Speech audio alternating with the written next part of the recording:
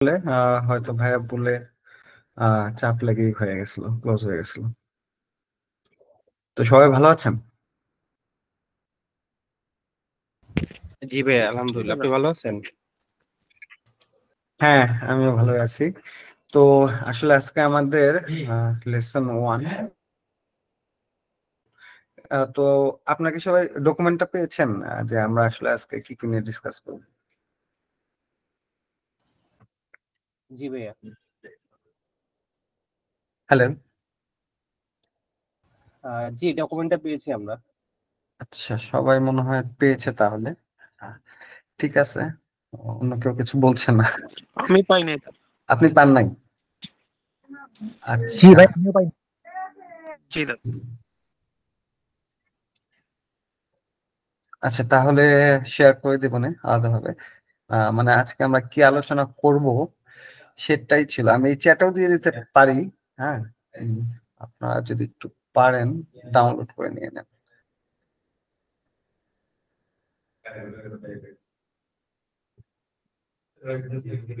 আমি দিয়ে দিচ্ছি।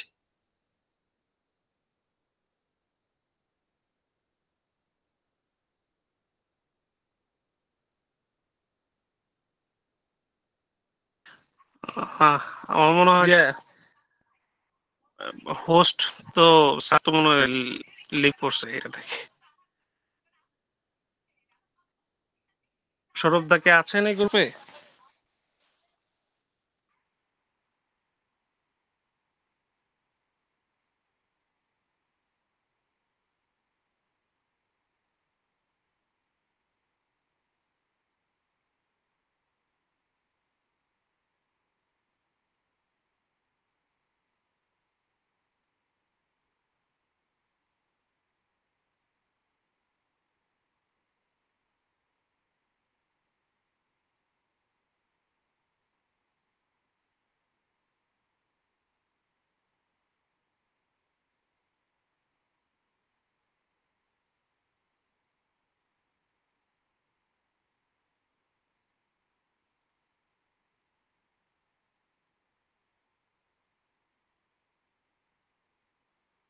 হ্যালো। ও, সরি, আমি মিউটে ছিলাম। আচ্ছা, বিকাশ ভাই, আপনি একটু শুরু করবেন যে আপনি আগে কোনো কোডিং প্র্যাকটিস করেছেন কিনা, যে আসলে C C C plus plus অথবা সি শার্প অথবা জাভা হোয়াট এভার, কোনোটা দিয়ে কোনো কোডিং প্র্যাকটিস আছে নাকি? মানে সবার কাছ থেকে একটু শুনলে আমার কোন জায়গা থেকে শুরু করব আমার একটু সুবিধা হতো আর কি।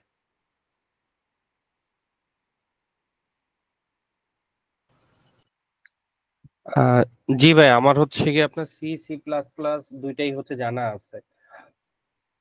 দুইটা দিয়ে আমি হচ্ছে গিয়ে কম্পিটিটিভ প্রোগ্রামিং ও করছিলাম আচ্ছা আচ্ছা, ইউনিভার্সিটিতে। গ্রেট। আর সি সি শার্প দিয়ে কখনো কিছু লেখা হয়েছে? না, সি শার্প দিয়ে তেমন কিছু আচ্ছা। করা হয় নাই। এবং আইডিই কি ভিজুয়াল স্টুডিও সম্বন্ধে ধারণা বা ভিজুয়াল স্টুডিও নিয়ে পরিচিতি আছে? হ্যাঁ হ্যাঁ, ভিজুয়াল স্টুডিওতে করা আছে, ওটা আচ্ছা। দিয়ে তো কোড করি। জি জি। আচ্ছা।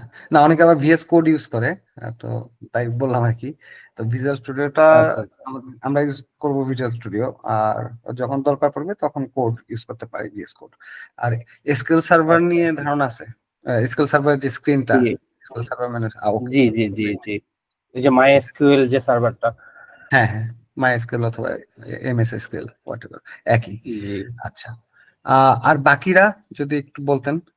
বিকাশ ভাই কি শুনতে পাচ্ছেন আমাকে? জি দাদা, শুনতে হ্যালো। পাচ্ছি। জি দাদা, শুনতে পাচ্ছি। না, আপনি আর কি আসলে এক্সপিরিয়েন্স আছে নাকি?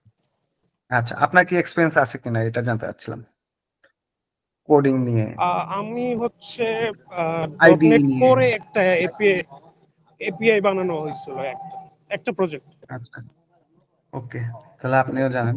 তারপরে সাইফুল ইসলাম ভাই। আসসালামু আলাইকুম। জি ভাই, ওয়ালাইকুম আমি আসসালাম। হিসাবের সম্পর্কে বেসিক ধারণা আছে, আর তাছাড়া হচ্ছে ভিজুয়াল স্টুডিও সম্পর্কেও পরিচিত আছে মোটামুটি। আর হচ্ছে এসএসএমএস এসকিউএল সার্ভার ম্যানেজমেন্ট স্টুডিও, সেটা সম্পর্কে বেসিক ধারণা আছে আসলে আর কি। হ্যাঁ, ওই লেভেলের না যে মানে কাজ বাজ করছি, না না, কিন্তু ঠিক আছে, বেসিক। ওকে। আমি জানতে চাচ্ছি ধারণা আছে কিনা। Good, that's good. পুলক ভাই। আপনার? ভাই আমিও কাজ করছি টুকটাক ডট নেটে, সি শার্পে গ্রেট। ধারণা আছে। আচ্ছা, আর তারপরে আছেন সুমন ভাই, আপনার? ভাই আমি মূলত মোবাইল ইন্ডের লোক, তারপর আমার সি আচ্ছা শার্পে কাজ মানে এক্সপিরিয়েন্স আছে, সমস্যা নেই। আচ্ছা আচ্ছা, মানে যে কোনো প্রোগ্রামিং ল্যাঙ্গুয়েজ নিয়ে ধারণা আছে, তাই তো? এটাই আর কি। জি জি। আচ্ছা, তাহলে ভালো হলো যে সবাই আমরা আসলে একই রকম। তো দেখা যাচ্ছে হয়তো আহ, আমাদের কিছু বেসিক জিনিস, একবার বেসিক জিনিস হয়তো এখানে আলোচনা করতে হবে না, যে আইডি শুরু করলাম, কোনটা দিয়ে কি হয়, কিভাবে সেভ হয়, কিভাবে রান হয়, তো একটু ধরতে পারবেন আপনারা, আমি আশা করি। তো আজকে আসলে আমরা যে introduction two full stack development, আজকে আমাদের আসলে ক্লাসটা, প্রত্যেকটা ক্লাসের একটা টাইটেল আছে। আজকের টাইটেলটা হলো introduction to full stack development. আসলে আমাদের কোর্সটা তো হলো dot net full stack. So dot net সম্বন্ধে আমরা ক্লাস 0-তে ওরিয়েন্টেশনে বলছি, এবং আপনারাও একটা ধারণা আছে। তো আসলে ফুল স্ট্যাক ডেভেলপমেন্টটা কি, এটা আসলে খুবই সিলি একটা কোয়েশ্চেন, সবাই বুঝেই। তাও যদি আমি একটু এলাবোরেট করি, যে ফুল স্ট্যাক ডেভেলপমেন্টটা কি আসলে, এটা হলো যে আমি একটা অ্যাপ্লিকেশন পুরোপুরি নিজে তৈরি করতে পারবো, ছোট হোক বড় হোক। বড় হলে সময় বেশি লাগবে, ছোট হলে কম সময় লাগবে। একা একা তো করা সম্ভব না, কিন্তু আমার কতটুকু ধারণা আছে যে ছোটখাটো যে কোনো একটা কোনো কিছু আমি স্ক্র্যাচ থেকে দাঁড়া করতে পারবো, এবং বড় কোনো প্রজেক্টে আমাকে কেউ যদি নেয়, তখন আমি within minimum supervision, front end back and deviant, এবং ইনক্লুডিং সার্ভার সাইডের কিছু কাজ আছে, আমরা ডকুমেন্টে কাজ করতেছি, আইএস নিয়ে কাজ, কিছু নলেজ আপনারা জানেন, এইটাই এক্সপেক্ট করবে সবাই। তো এখানে আসলে সুবিধা হচ্ছে, আমাদের ডট নেটে কাজ করতেছি, ডট নেটের একটা ইকোসিস্টেমে আছে টোটাল, না? টোটাল ইকোসিস্টেমটা কি, যে আমি অন্য কোথাও কারোর দ্বারস্থ হবো না, সবকিছু করবো না, আমি শুধুমাত্র সি শার্প এবং ডট নেটের কাজ দিয়ে সব শেষ করে ফেলতে পারবো। এখন ফ্রন্ট এন্ড বিভিন্ন ইয়ে আছে, রিয়াক্ট আছে, হ্যাঁ, তারপরে অ্যাঙ্গুলার আছে, বিভিন্ন জিনিস দিয়ে অনেক অনেক কিছু করে। তো ডট নেটে আমরা অ্যাঙ্গুলার ইউজ করতেই পারি, অ্যাঙ্গুলার আলাদাভাবে জানতে হয়। আর তাছাড়া আমি ফুল স্ট্যাকের জন্য আগে আমাদের ছিল এসপিএক্স পেজ, ওয়েব পেজ, তো সেটা ছিল ডট নেট ফ্রেমওয়ার্কে। তারপরে আসছে এমবিসি, তারপর আমাদের dot net core. Dot net core MBC তো আসলে একটা প্যাটার্ন।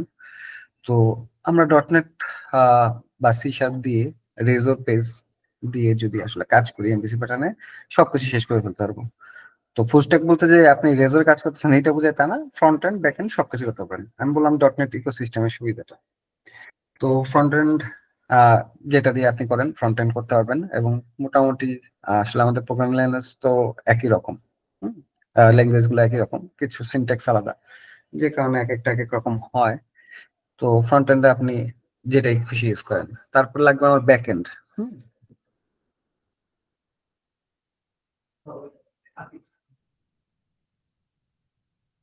ব্যাকএন্ড বলতে আসলে কি, আমার কোনো সফটওয়্যার আসলে কি, যে সফটওয়্যার আমার ইউজার কাছে ইনপুট দিবে, কিছু কাজ করবে, তারপরে সে একটা আউটপুট দেখবে, ভিতরে ক্যালকুলেশন বা যাই হোক, সফটওয়্যার ছোট কথা এটাই। তো ব্যাকএন্ড হলো যে আমি যে ফ্রন্ট এন্ড বানালাম ইউজারের সাথে ইন্টারাকশন করার জন্য, ইন্টারাকশন করে ইউআই টিউআই তৈরি করছি, ইউজার একটা কিছু দিল, সেটা তো আমার আহ, একবারে পেছনে আছে ডাটাবেস, না? যে কোনো একটা ডাটাবেস, এক্সেলও কিন্তু একটা ডাটাবেস, রাইট? তো সবকিছু একটা ডাটাবেস। তো আমি কোন ডাটাবেসে ডাটাগুলো সেভ রাখবো, তারপর ভবিষ্যতে প্রয়োজনে ইউজারকে দেখাবো। তো ডাটাবেসে সেভ করবো, ইউজার থেকে পুরো জার্নিটা হবে, এটা হোক ডেস্কটপ অ্যাপ্লিকেশন, হোক মোবাইল অ্যাপ্লিকেশন, হোক ওয়েব অ্যাপ্লিকেশন, সবার ক্ষেত্রেই তো তাই। ইউআই থেকে আমার সার্ভারে যেতে হবে। ডেস্কটপের ক্ষেত্রে বা মোবাইলের ক্ষেত্রে, যদি মোবাইলে আমি ডাটাবেসটা মোবাইলে ইউজ করি, মোবাইলের ডাটাবেস ইউজ করি, সেক্ষেত্রে কি ফ্রন্ট এন্ড থেকে, অ্যাপ থেকে মোবাইলের ডাটাবেসে ডাটা সেভ হতে হবে। ডেস্কটপের ক্ষেত্রে ডেস্কটপ পিসিতেই আমরা এসএসএমএস বা অন্য কোনো ডাটাবেস সার্ভার ইনস্টল করে দিয়ে রাখি, ওইখানে ডাটাবেসে সেভ হবে। আর ওয়েবে এটা ইউজারের কাছ থেকে আসবে সার্ভারে, সার্ভার তারপরে যে ডাটাবেসে রিডাইরেক্ট করবে, সেই ডাটাবেসে ডাটাগুলো সেভ হবে। এই ভিতরে পুরো কাজটা, এটা হলো ব্যাকএন্ড। আর তারপরে আছে আমাদের ব্যাকএন্ড, বলতে গেলে ব্যাকএন্ড তো বললাম, ডাটাবেসে সেভ করবে, ডাটাবেসে তো লাগবে, তো ডাটাবেসের নলেজও লাগবে। আর লাগবে হলো এই যে আমি যে যদি ওয়েব বেসড এর আলাপ করি, এখন তো ম্যাক্সিমাম ক্লাউড ওয়েব, হ্যাঁ। তো ওয়েবে এই যে পুরো জিনিসটা আমার একটা জায়গায় তো চলতে হবে, আমি যে সফটওয়্যার লিখছি এই সফটওয়্যার তো কোন একটা মেশিনে চলতে হবে। ইউজারের পিসিতে তো চলে ব্রাউজার, ব্রাউজার তার সফটওয়্যার না, মানে একটা আলাদা জিনিস, আমার সফটওয়্যার না। তো আমার সফটওয়্যারটা কোন একটা জায়গায় হোস্ট করে রাখতে হয়, কোন একটা সার্ভারে হোস্ট করে রাখতে হয়। তো সেই সার্ভারটা আমরা নর্মালি ডটনেটের ক্ষেত্রে এখন তো ডটনেট কোর প্ল্যাটফর্ম ইন্ডিপেন্ডেন্ট, তাও যেহেতু আগে থেকে আছে আমরা আইএসএ অনেক জায়গায় করি, আর অ্যাজুরে করি, ক্লাউডলেস করি, অন্য সার্ভারে চলবে সেটা সমস্যা নেই। তো আইএস এর কথা বলি, আইএসএ আমার সেভ রাখতে হবে। তো আইএসএ যে একটা জিনিস আমার অ্যাপ্লিকেশনটা বসাবো, ডাব্লিউ ডট একটা লিখলে কিভাবে ওই অ্যাড্রেসে যাবে, www.abcd.com, এই জিনিসটা কিভাবে হয় এটার একটা ধারণা রাখতে হবে। আর ওই যে সার্ভারে যে আমি হোস্ট করব সেটা সম্বন্ধে একটা হালকা ধারণা। এটা নর্মালি ইনফ্রাস্ট্রাকচার লোকজন করে, কিন্তু অনেক স্টার্ট আপ কোম্পানি আছে যাদের ইনফ্রাস্ট্রাকচার নাই, তো একজন ফুল স্ট্যাক ডেভেলপার নিলে চিন্তা করবে যে সে আমাকে এই জায়গায় হেল্প করবে। তো এটাও একটু জানা দরকার। এই হলো আমার front end back end database end এবং সার্ভার সাইডের আলাপগুলো করলাম। এবং আমরা এই প্রজেক্টে কি করব, হ্যাঁ, এই প্রজেক্টে আমরা কিছু কাজ করব, সেটা হলো মানে সবকিছু শিখতে শিখতে শিখতে শিখতে আলটিমেটলি একটা প্রজেক্ট করব। সেই প্রজেক্টটা হতে পারে আপনাদের কোনো আইডিয়া থাকলে দিতে পারেন, অথবা আমি যদি বলি একটা ই কমার্স সফটওয়্যার তৈরি করব, যে এখানে কি থাকবে, ক্লায়েন্টের কিছু রিকোয়ারমেন্ট, যে কিছু প্রোডাক্ট, দাম টাম বিভিন্ন জিনিস থাকবে, এগুলো কাস্টমার দেখবে, দেখে অর্ডার করবে, সেলস হবে। এখানে আরো কিছু জিনিস আছে, প্রমোশন থাকতে পারে, বিভিন্ন ডাইনামিক চেঞ্জেস থাকবে, বড় হবে, এরকম একটা চিন্তা করেছি আমি। তো আপনাদের কিছু ইনপুট থাকলে দিতে পারেন, যে আমরা প্রজেক্টটা অন্য কোনো ভাবে ডিজাইন করতে পারি। আর হলো যে আমরা যে প্রজেক্টটা তৈরি করব এটা লেয়ার নিয়ে আলাপ করব, জাস্ট আমি শুধু জানায় রাখলাম, ডিটেলস এখন বলবো না। তো এইটুকুর উপরে যদি কোনো কোয়েশ্চেন থাকে, আপনারা এনিওয়ান ফ্রি টু আস্ক।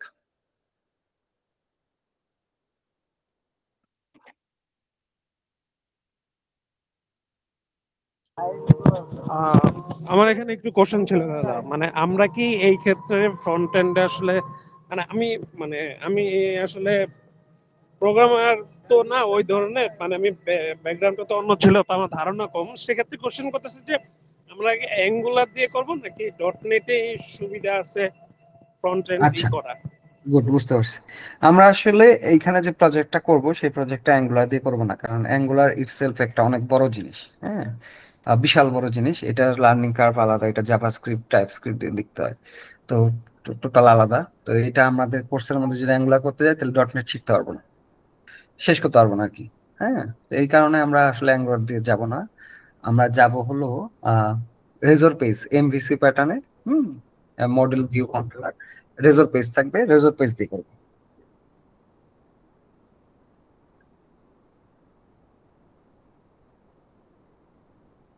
আর কারো কোনো কোশ্চেন?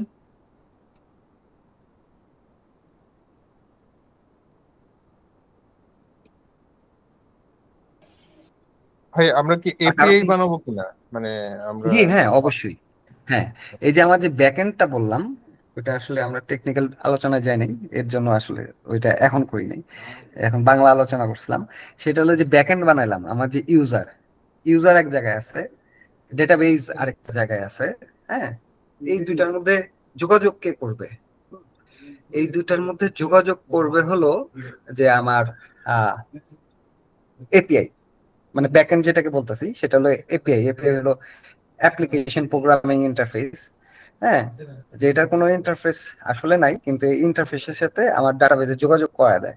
তো এপিআই আসবে, এপিআই দিয়ে ডাটাটা আমার ব্যাকএন্ডে আসবে, ব্যাকএন্ডে আমি বিজনেস লজিক আরো কিছু সার্ভিস টার্ভিস যা লেখা লাগবে এবং ডাটাবেজে সেভ করব। তো অবশ্যই এপিআই ছাড়া তো এটা করতে পারবো না। এপিআইটাই আমার মেইনলি, এপিআই প্রজেক্ট তৈরি করব, এপিআই প্রজেক্টের মধ্যে বিভিন্ন জিনিস আমরা যে স্ট্যান্ডার্ড ফলো করব, করে এপিআই লিখবো।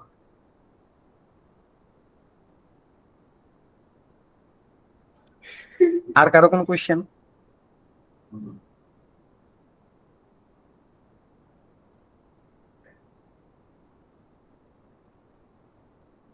আর কারো কোনো কোয়েশ্চেন নেই তাহলে নাকি? তাহলে আমরা একটু পরবর্তীতে যাব। তাহলে আমি ধরে নিচ্ছি যে আসলে আর কারো কিছু নেই। হুম, তো তো সেক্ষেত্রে আমরা যদি এখন একটু ডিটেলসে যাই, যে আমরা কি করব সেটা বললাম। তে আমাদের ফ্রন্ট এন্ডে কি টেকনোলজি ইউজ করবো সেটা একটা বলছি। আর ভাইয়া তো এপিআই নিয়ে কোশ্চেন করছে আমার পরের ব্লকেই, আপনারা যদি ডকুমেন্টটা দেখে থাকেন পরের ব্লকেই ছিল এগুলো নিয়ে আলোচনা। তো সেটা কিছুটা আলোচনা হয়ে গেছে, থ্যাংক ইউ। আর এই কথা দুইটা কোশ্চেন আসছে। তো আমরা ফ্রন্ট এন্ডে রেজর পেজ দিয়ে এমভিসি প্যাটার্নে, এমভিসি আসলে পুরো অ্যাপ্লিকেশনের প্যাটার্ন, রেজর পেজ দিয়ে ফ্রন্ট এন্ড তৈরি করবো। সেখানে তো অবশ্যই এইচটিএমএল সিএসএস এগুলো আমার লাগবেই, জাভাস্ক্রিপ্ট লাগবে, এগুলো তো বেসিক জিনিস, এগুলো কিছু কিছু লাগবে। তো আপনারা এইচটিএমএল সিএসএস নিয়ে একটু ধারণা নিয়ে নিতে পারেন এর মাঝখানে।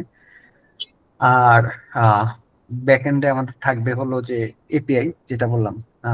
এপিআইটা কি, যে আমার অ্যাপ্লিকেশনের সাথে ডাটাবেজের যে কানেকশনটা করবে সেটা। আমি স্ক্রিনটা শেয়ার দেই।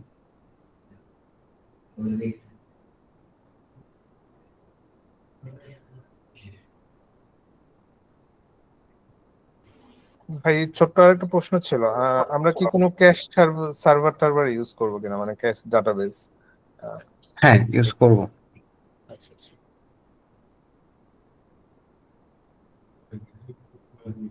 আমার স্ক্রিন কি দেখা যায়? দেখা গেলে একটু বলবেন, হ্যাঁ। জি ভাইয়া দেখা যাচ্ছে। আচ্ছা, ঠিক আছে, গুড। তো যেটা বলতেছিলাম যে একটা, আমি যদি বলি এটা একটা ইউআই, হ্যাঁ, ওয়েব পেজ ধরলাম। ওয়েব পেজ আছে, এখানে বিভিন্ন লেখা আছে, আর এখানে কিছু টেক্সট বক্স আছে যেটা মধ্যে আমি ডাটা এন্ট্রি দিব, তাই না? তারপরে আমার কিছু যদি বলি যে একটা ড্রপ ডাউন আছে। ড্রপ ডাউন কি? এই যেটা আমাদের লিস্টে ক্লিক করলে অনেক কিছু অপশন আসে, এরকম একটা লিস্টের অপশন থাকে। তার এখানে আছে আমার হলো ডেটাবেস। হ্যাঁ, আমি জাস্ট ডেটাবেস আঁকলাম, আঁকাটা ঠিক হয় নাই। তো তো অ্যাপ্লিকেশনের এটা হলো ইউআই, আর ডেটাবেজের আমরা সংক্ষেপে বলবো ডিবি। হ্যাঁ, ডিবি। তো এখন এই ডিবি তো আছে সার্ভারে, এটা যদি আমি ওয়েবের কথা চিন্তা করি, ওয়েবে যে কোনো জায়গায় থাকতে পারে। আপনি ইউআই তো আপনার ব্রাউজার দেখছেন, আমি আমার ব্রাউজার এখন দেখতেছি না। যেমন আমি এখানে যদি বলি, এই যে একটা, আমি যদি লিঙ্কডইনে যাই, হ্যাঁ, লিঙ্কডইনে গেলাম। তো এই যে লিঙ্কডইনে এই ডাটাগুলো যে আমার চলে আসলো, এখানে যা যা আসছে সবকিছু যে আসছে, হ্যাঁ, এইগুলো আসলে কোত্থেকে আসছে, এই লেখাগুলো কোত্থেকে আসছে? এটা তো আমার ইউআই। ইউআই কে আমি দেখাচ্ছি ডাটা, কিন্তু ডাটা তো আসতে হয়েছে। এখানে যে এই লেখাটা আসবে, এখানে এই ছবি আসবে, এখানে এটা আসবে, এটা আসছে হলো কোত্থেকে? এটা আসছে আমার সার্ভার থেকে। এটা হলো আমার সার্ভার, মানে সার্ভার থেকে। সার্ভারের ইনফরমেশন কোথায় সেভ আছে? সেভ আছে ডিবিতে। তো মাঝখানে একটা কি আছে আমি বুঝতে পারতেছি যে একটা সার্ভার আছে, সার্ভার। হ্যাঁ, তো এই সার্ভার থেকে ডাটাগুলো আসে, আমরা জানি সার্ভার ডাউন থাকে, যেটা আমরা ঢুকতে পারি না অ্যাপ্লিকেশন। তো সার্ভার আসলে তো ওই জায়গায় তো ডাটাটাকে সেভ করার জন্য একটা স্পেস লাগে, সেই স্পেসটা হলো আমার ডিবি। হ্যাঁ, ডিবিটা ডাটাবেস সেভ থাকে, ডাটা ডিবি থেকে ডাটাবেস থেকে নিয়ে এসে সার্ভারে কোনো প্রসেসিং করতে হলে প্রসেসিং করে, যেটা বলে বিজনেস লজিক। কিছু ক্যালকুলেশন আছে, মানে এখন অনেক কিছু হয়তো বুঝবেন না, পরবর্তীতে আমরা ডিটেলস কথা বলবো। বিজনেস লজিক থাকে, তাই না? বিজনেস লজিক থাকতে পারে, ভ্যালিডেশন থাকতে পারে। যেমন আপনি যা ইচ্ছা তাই সব জায়গায় ইনপুট দিতে পারেন না, অনেক জায়গায় দেখবেন যে এখানে শুধু নাম্বারই দিতে হবে, এখানে শুধু টেক্সট দিতে হবে। এইরকম কিছু ভ্যালিডেশন থাকে, এগুলো ক্লায়েন্ট সাইডে থাকে, সার্ভার সাইডে থাকে। আচ্ছা, তো সার্ভারে থাকে, সার্ভার থেকে আসে ইউআই তে। আবার যদি আমি যখন সেভ রিকোয়েস্ট দিয়ে কিছু দেই, তখন সার্ভার ইউআই থেকে সার্ভারে যায়, সার্ভার থেকে ডিবিতে যায়। এই সার্ভারটার মধ্যে কি থাকে? সার্ভারটার মধ্যে ওই যে বললাম আমাদের আসলে এপিআই থাকে, এপিআই হোস্ট করা থাকে। এখন এপিআই সুবিধাটা কি? আগে কিন্তু ডেস্কটপ বেস অ্যাপ্লিকেশন গুলাতে তো এপিআই নাই। আমি ইউআই থেকে কল দিচ্ছি, শুধু সার্ভারে কিছু সার্ভিস টাইভিস আছে, বিজনেস লজিক আছে, ডিবিতে হিট করে। এটা এপিআই বলে না। এপিআইটা কি? এপিআইটা হলো, কেন এপিআই লিখবো আমরা? কারণ এপিআইটা হলো ওপেন সবার জন্য। এই এপিআই তে মোবাইল ডেভেলপার যে আছে, সেই মোবাইল ডেভেলপার আমার এপিআই কে কল দিবে। এপিআই কে কল দেওয়ার পরে এপিআই ওর মতো রেসপন্স হয়ে যাবে। ওই এপিআই কে আবার কে কল দিতে পারবে?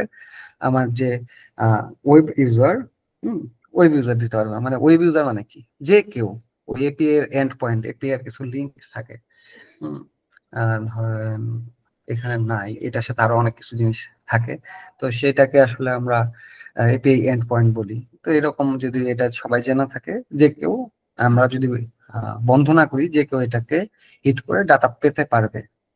তাহলে সুবিধা কি দেখেন, আপনি ব্যাকএন্ড হিসেবে শুধু এপিআই তৈরি করে দিলেন, এই এক এপিআই দিয়েই মোবাইলও চলবে, মোবাইলে একটা অ্যাপ চলতে পারবে, সেই এক এপিআই দিয়ে একটা ওয়েবসাইট চলতে পারবে, একটা ডেস্কটপ চলতে পারবে, সেই এক এপিআই দিয়ে অন্য কেউ আপনার ডাটা অ্যাক্সেস করতে পারবে, অন্য কেউ, বাইরের যে কেউ।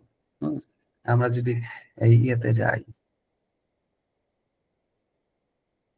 বুকিং.কম এ যাই, হুম,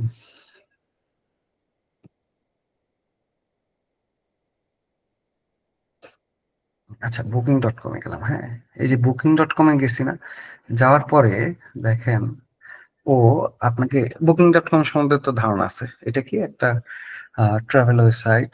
তো যে আমাকে বিভিন্ন জায়গায় হোটেল বুকিং করতে দেয়, পৃথিবীর বিভিন্ন জায়গায়। এখানে দেখেন Kuala Lumpur, Dhaka, Bangkok, Singapore, Cox's Bazar, তাদের রেট টেট, আপডেটেড রেট, কয়টা সিট খালি আছে, আমি সিট বুকিং দিতে পারবো নাকি, এভরিথিং এখান থেকে আমি দেখতে পারি।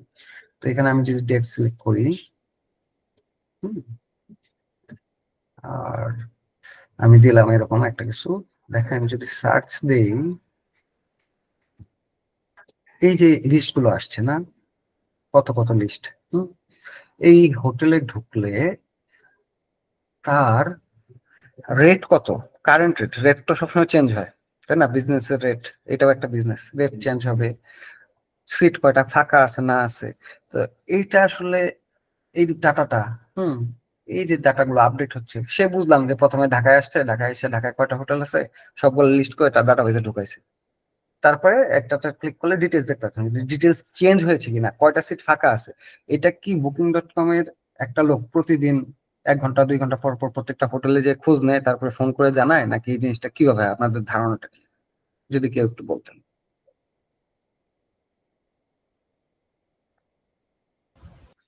এটা আমার সম্ভবত যে প্রত্যেকটা হোটেলের একটা ইউজার পাসওয়ার্ড থাকে।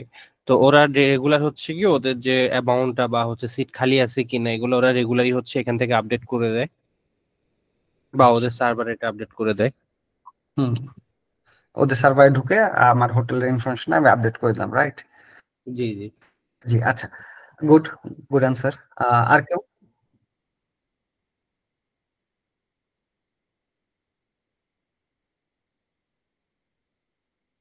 আর কেউ কিছু যদি একটু বলেন, এটা আমরা ফ্র্যাঙ্কলি কথা বলতেছি, যার যেটা মনে হয় সেটাই বলতে পারেন। আচ্ছা, নেট একটু প্রবলেম বাকি- করছিল ভাই, আমি শুনতে পাই না, যদি তার একবার আগে করতেন।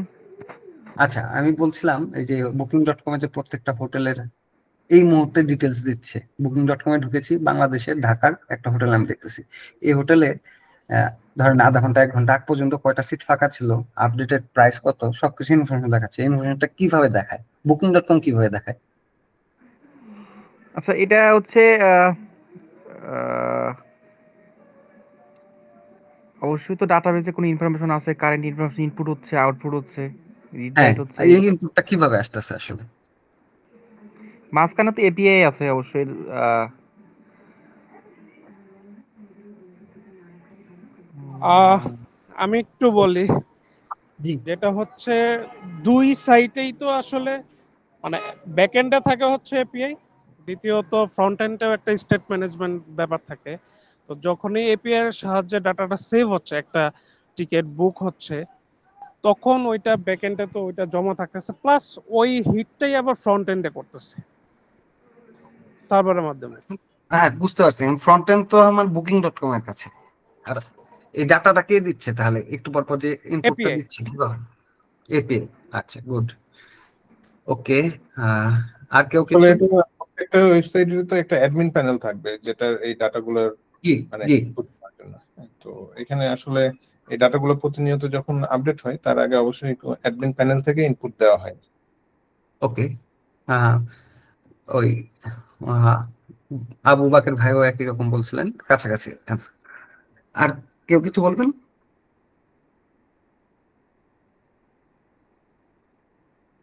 ওকে, তাহলে আমরা ধরে নিচ্ছি যে দুই রকম উত্তর আসছে, একটা হলো অ্যাডমিন প্যানেলে আর একটা এপিআই। আচ্ছা, দুইটাই কারেক্ট। এখন আমি একটু বলি যে দুইটা কারেক্ট, কিন্তু কোনটা আমরা ইউজ করব বা কোনটা সবচেয়ে অ্যাপ্রোপ্রিয়েট বা এখন কোনটা ইউজ হবে। দুই ভাবে করা সম্ভব, কারেক্ট বলতে দুই ভাবে করা সম্ভব। অ্যাডমিন প্যানেলে ঢুকে আমি আপডেট দিয়ে দিলাম, এটা খুব ইজি না? আমার ওয়েবসাইট, একটাই ওয়েবসাইট booking.com/admin এ ঢুকলাম, ঢুকে আমার ইউজার আইডি পাসওয়ার্ড দিয়ে আমার হোটেলের ইনফরমেশন আপডেট। এখন আপনার হোটেলে তো ভাই আওয়ারলি 10-12 জন করে আসতেছে মিনিমাম, যদি ধরি বিভিন্ন রুম বুক হয়ে যাচ্ছে। তাহলে কি আমি সব সময় আমার যে সিস্টেম আছে, এই অ্যাম্বাসেডর রানওয়ে হোটেলে যে সিস্টেম আছে, এই সিস্টেমে ইনপুট দিব, আবার প্রতি 2 মিনিট পর পর booking.com এ ঢুকেও আপডেট করবো? তাহলে একটা এক্সট্রা লোক লাগতেছে, আমার ডাটা ভুল হওয়ার সম্ভাবনা থাকতেছে যে আমি আপডেট দিলাম এর মধ্যে আবার সিট আরেকটা বুক হয়ে গেছে।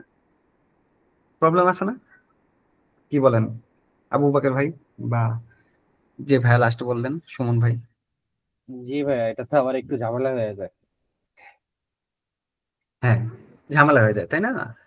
তো জি এটা তো আপনি দেখেন 10 মিনিট পরে আপডেট করতেছেন যে আপনি বললেন আমার হোটেল ভাড়া 5,000, একটু পরে ম্যানেজমেন্ট থেকে ডিসিশন আসছে যে আজ রাত 9টা থেকে এটা 10,000 হয়ে যাবে, হঠাৎ ডিসিশন আসছে, বা 6,000 হয়ে যাবে। তখন আমি booking.com-এ আপডেট করতে ভুলে গেলাম ওই মুহূর্তে, একটা লোক বুক করে ফেললো, তারপরে তাই সে আপনাকে দিবে পিটটি যে বেটা booking.com-এ লিখছিস 5, তুই চাস 6। তো এই পিটটি না খাওয়ার জন্য একটা বুদ্ধি বের করা হয়েছে, সেটা হলো এপিআই আর কি। এই যে আমার সিস্টেমে হোটেল অ্যাম্বাসেডরের যে নিজস্ব সফটওয়্যার আছে, এখানে আমি যখনই ডাটা ইনপুট দিব, booking.com এর এপিআই দিয়ে রাখছে আমাকে, যে তোমার হোটেলের ইনফরমেশন দেখাতে চাইলে এই এপিআই ইউজ করবা। তো এপিআইটা যদি আমি নিয়ে রাখি, তখন আমি আমার সিস্টেমে ইনপুট দিলাম যে প্রাইস চেঞ্জড। আমার সিস্টেমে এই অ্যাম্বাসেডর রানওয়ের যে সিস্টেম, এই হোটেলে যে ও ইটা চলতেছে, সফটওয়্যারটা চলতেছে, সেখানে আপডেট দিলাম। ও একই সাথে ব্যাকএন্ডে কি করবে, ওর ডাটাবেস তো আপডেট করবেই, আর একটা এপিআই কল দিয়ে দিবে, booking.com এর এপিআই। এই যে এপিআই এর লিঙ্কে এরকম থাকে, হ্যাঁ। তো booking.com এর এপিআই তে কল দিয়ে দিবে, বলবে বেটা আমার এখানে চেঞ্জ হয়েছে, একটু আপডেট করে নেন। booking.com এর এপিআই এটা ভেরিফাই করবে যে আসলে কি ঠিক লোক দিতেছে নাকি। তো এপিআই এর মধ্যে ইউজার আইডি পাসওয়ার্ড আরো বিভিন্ন রকম টোকেন টোকেন থাকে, সেগুলো আমরা পরে বলবো। সেটা দিয়ে ভেরিফাই করে যদি দেখে ঠিকঠাক, ওর সিস্টেমের সাথে সাথে আপডেট করে। তো এইটা কতক্ষণ লাগতে পারে? ওর সিস্টেমে আপডেট হবে আর এই সিস্টেমে এসে আপডেট হতে এপিআই দিয়ে সর্বোচ্চ মনে করেন 2 সেকেন্ড, 3 সেকেন্ড আপডেট কিন্তু হয়ে যাচ্ছে না? তো আর একটা লোক যদি দিত, তাহলে ভুলে যেতে পারতো, ভুল ইনপুট দিতে পারতো, 2 জায়গায় 2 রকম দিতে পারতো, অনেক প্রবলেম। এই প্রবলেমটা দূর করার জন্যই এপিআই, এবং এর জন্য এপিআই এত বেশি আমাদের কাছে জনপ্রিয়। বুঝতে পারছেন? এই কোশ্চেনের অ্যান্সার কি দিতে পারছি? মানে আমি কোশ্চেন করছি, আমি উত্তর দিলাম, সবাই কি স্যাটিসফাইড নাকি কোনো প্রবলেম আছে বলেন? জি ভাইয়া, বুঝতে পারছি। আচ্ছা, তাহলে আমরা যদি এটা স্যাটিসফাইড হই উত্তর, তারপরে আছে আমাদের ওই যে বলছিলাম, অনেক সবাই বলে ডেভঅপস এবং ডিপ্লয়মেন্ট, না? তো ডেভঅপসটা কি? ডেভঅপস আলাদা একটা ডিপার্টমেন্ট, কিন্তু ডিপ্লয়মেন্ট রিলেটেড কাজই করে। ওই যে ছোটখাটো সফটওয়্যার ফার্মে যদি ঢুকেন বা মিড রেঞ্জের, সবাই তো ডেভঅপস, বড় অনেক অর্গানাইজেশন ডেভঅপস রাখে না। তো ডেভঅপসে কি আছে? ওই যে হোস্টিং ম্যানেজমেন্ট আমি একটু আগে কিন্তু বলছি না, যে আমার এক জায়গায় আমার এপিআইটা রান করতে হবে, হোস্ট করে রাখতে হবে, এটা হলো হোস্টিং ম্যানেজমেন্ট। ডেভঅপস কি করে? এই কাজটা তারা করে এবং অটোমেট করে। অটোমেট কিভাবে করে? আপনার সফটওয়্যার যখন বিল্ড হয়, আপনি তো সফটওয়্যার লেখেন সি শার্প করে লিখবো আমরা, তাই না? আপনারা সবাই একটু একটু লিখছেন, বা ভাইয়া মোবাইল ডেভেলপার উনিও লিখছেন। আমরা যখন আইডিয়াতে কোড লিখি, তারপরে আপনি যখন মোবাইলের জন্য ভার্সন দেন, একটা কি দেন? এপিকে দেন না ভাইয়া? হ্যাঁ হ্যাঁ, এপিকে তো দিতে হয়, এপিকে ছাড়া তো হ্যাঁ, মানে এপিকে দেন। তাহলে কি আমি যে কোড গুলো লিখছি সেগুলাই কম্পাইলড হইয়া কিছু ফাইল হয়। এপিকে এর ক্ষেত্রে একটা এপিকে হয়, আমাদের ডেস্কটপ অ্যাপ্লিকেশন বা ওয়েব অ্যাপ্লিকেশনের জন্য কয়েকটা ফাইল হয়, রাইট? আমাদের ফাইলগুলোর নাম হয় নর্মাল ডিএলএল, আর যেটা এক্সিকিউটেবল সেটার নাম হয় ইএক্স। তো আমার সি শার্পের এই যে হাজার হাজার লাইনের কোড, সেটা অল্প একটা কয়েক কিলোবাইটের ফাইল হয়ে যায়, এই ফাইলটা চলে। এখন এটা অটোমেট, আমার তো সার্ভার হলো আরেক জায়গায়, সার্ভার হলো অস্ট্রেলিয়াতে, সেটাতে রিমোট ডেস্কটপ কানেকশন করে ঢুকতে হয়। আরডিপি, আরডিপি সম্বন্ধে ধারণা আছে আপনাদের? রিমোট লিখলাম না, এটা ক্লিক করলাম, এই যে এটা আসে রিমোট ডেস্কটপ কানেকশন। এটা সম্বন্ধে কয়জনের ধারণা আছে? এনিওয়ান? জি দাদা, আমার আছে। আচ্ছা, আর কেউ? হ্যাঁ ভাই, এটা দিয়ে তো কাজ করছে, আচ্ছা, মানে অন্য এটা দিয়ে, পিসির হ্যাঁ, অ্যাক্সেস নেওয়ার জন্য। গুড। এটা দিয়ে আসলে অন্য পিসিতে ঢুকতে পারি। তো আমাদের যদি হোস্টিং নেওয়া থাকে অন্য একটা ভিএম এ যদি থাকে, সেই ভিএম এ ভার্চুয়াল মেশিনে আমরা ওইটার একটা স্পেসিফিক আইপি অ্যাড্রেস আছে, যেটা আমরা এই জায়গায় দিই। এটা হলো ডেডিকেটেড আইপি অ্যাড্রেস, ফিক্সড। সেই আইপি অ্যাড্রেস দিয়ে কানেক্ট দিলে ওই পিসিটা যদি অ্যালাউ করা থাকে, আমার এরকম একটা উইন্ডো আসবে। আচ্ছা, কানেক্টিং হচ্ছে, কিন্তু আমি চাই না যে এখানে আমি কানেক্ট করবো আমার অফিসের এখানে। তো সেটা আমাদের কানেক্ট হয়ে যায়। কানেক্ট হলে কি ওই পিসিটা আমি আমার পিসির থেকে নিয়ন্ত্রণ করতে পারি, সবকিছু, কিবোর্ড মাউস সব কাজ করে। তো এটা হলো রিমোট ডেস্কটপ কানেকশন। তাহলে কি করি আমি, ওই যে ইএক্সি হইলো বা এপিকে হলো বা ডিএলএল ফাইল হলো, এগুলো তো আমার বিল্ডেবল ফাইল, এটা কোথাও দিলেই তো রান করবে, তাছাড়া তো রান করবে না, হোস্টিংটা যে করবো। তো এই ফাইলগুলো নিয়ে আমি আইএস এ হোস্ট করে দিই। কিভাবে করি সেটা পরে বলবো, পরের দিকে থাকবে। তো ওই অ্যাপ্লিকেশনে যে আমি হোস্ট করে দিই, এটা তো ম্যানুয়াল করলাম, যে আমি ভিজুয়াল স্টুডিওতে যদি দেখাই, ভিজুয়াল স্টুডিওটা খুলে,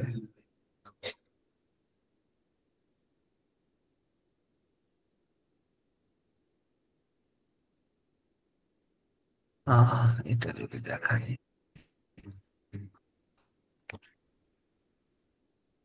মানে এগুলো কিন্তু সব আপনাদের আবার পরে ডিটেলস দেখাবো, আমি জাস্ট আজকে একটা ওভারভিউ দিচ্ছি।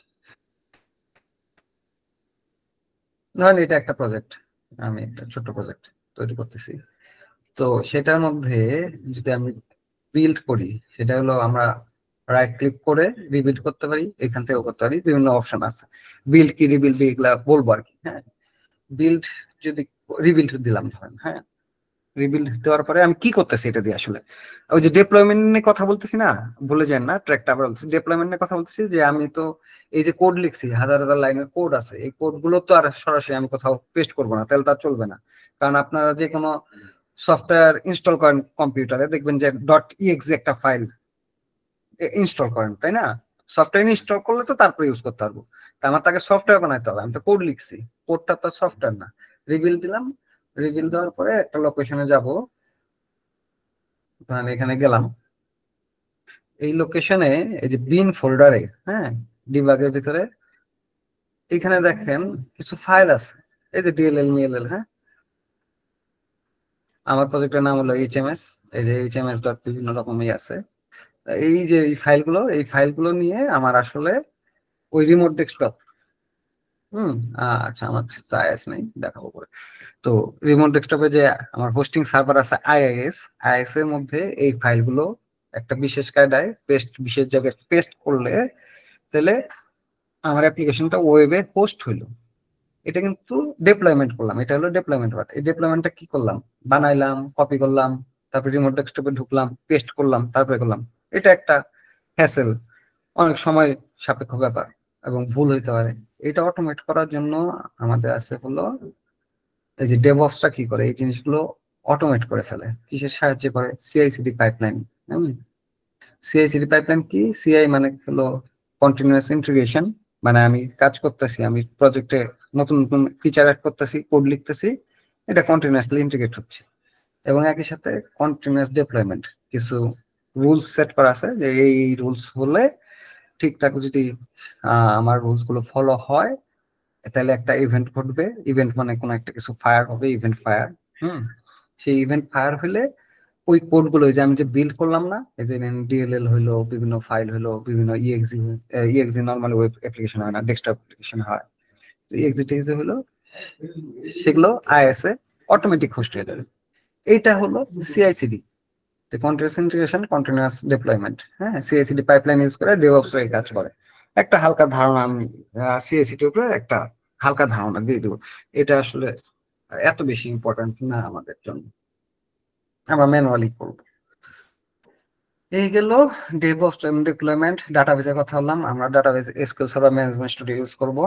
এটা কি রকম হয় চেহারাটা একটু দেখায় দেই। আর আমাদের ওই যে ভিএস স্টুডিও লাগবে, যাদের পিসিতে নাই, ভিজুয়াল স্টুডিও 2022 ইনস্টল দিবেন। আমাদের নেক্সট ক্লাস আছে এটার উপরে, তা আগে থেকে বলে রাখলাম, যদি আপনারা সবাই করে ফেলতে পারেন এই ভিজুয়াল স্টুডিও 2022 কোত্থেকে ডাউনলোড করতে হবে সেই লিঙ্ক দিয়ে দিব। যদি ডাউনলোড করে ইনস্টল করে ফেলতে পারেন, আপনাদের এক্সপিরিয়েন্স যেহেতু আছে তাই বললাম, নাহলে আমাদের পরের ক্লাস এটার উপরেই আসলে, এবং আরো কিছু জিনিস আছে সাথে। এবং এসকিউএল সার্ভার ম্যানেজমেন্ট স্টুডিও খুলতেছি আমি, একটু ওয়েট করেন। আচ্ছা,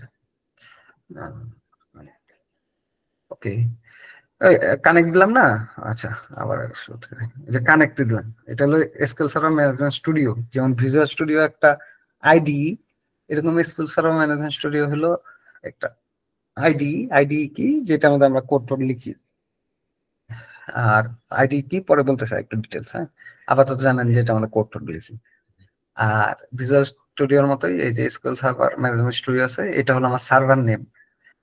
আসলে তো আমার একটা সার্ভার সেট আপ করতে হয়েছে, যেটা আমার ডাটাবেস সেভ থাকবে। এক্সেল একটা ডাটাবেস, আপনার তো এক্সেল সেট আপ দিতে হয় পিসিতে যদি এক্সেলে কাজ করতে চান। এরকম একটা জিনিস, এটা হলো ম্যানেজমেন্ট স্টুডিও। আবার বলতেছি ম্যানেজমেন্ট স্টুডিও। আর একটা সার্ভার, সার্ভার এটা হলো আমার অ্যাড্রেস সার্ভারের, হ্যাঁ। আপাতত এটা জানেন, পরে ডিটেলস আমরা বলবো। এই কানেক্ট করলাম, কানেক্ট হয়ে গেল। এখানে আমার এই যে ডাটাবেসের লিস্ট দেখাচ্ছে, হ্যাঁ, এটা হলো ম্যানেজমেন্ট স্টুডিও আর কি। তো এটা হলো এসকিউএল সার্ভার ম্যানেজমেন্ট স্টুডিও, এটা আপনাদের সেট আপ দিয়ে দিতে হবে। এটা খুব ইজি, আমি লিঙ্কটা দিয়ে দেবো, না পারলে আমরা নেক্সট ক্লাস তো আছি। তো ওইটার মধ্যে আমরা এসকিউএল সার্ভার ডাটাবেস ইউজ করবো, হ্যাঁ। ডাটাবেস ডিজাইন কি, প্ল্যানিং কি, সব বলবো পরে। আর ব্যাক এন্ড তো বললাম, আর ফ্রন্ট এন্ডও বলেছি। তো এই সেক্টরে কোনো কোশ্চেন আছে নাকি কারোর কাছে, বা বুঝছেন কিনা সেটা ইম্পর্টেন্ট।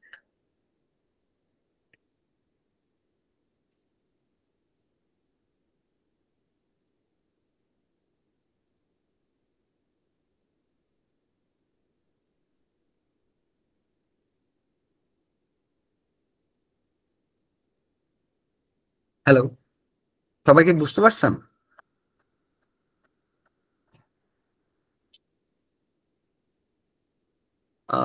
কেউ কি কথা বলছেন? মিউট করা সবাই।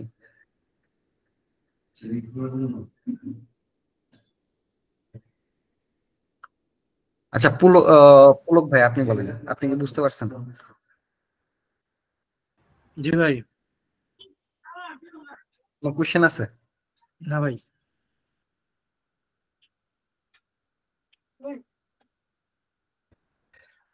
তারপর সুমন ভাই। হ্যাঁ ভাই, আমি বুঝতে পারছি এই ব্যাপারটা।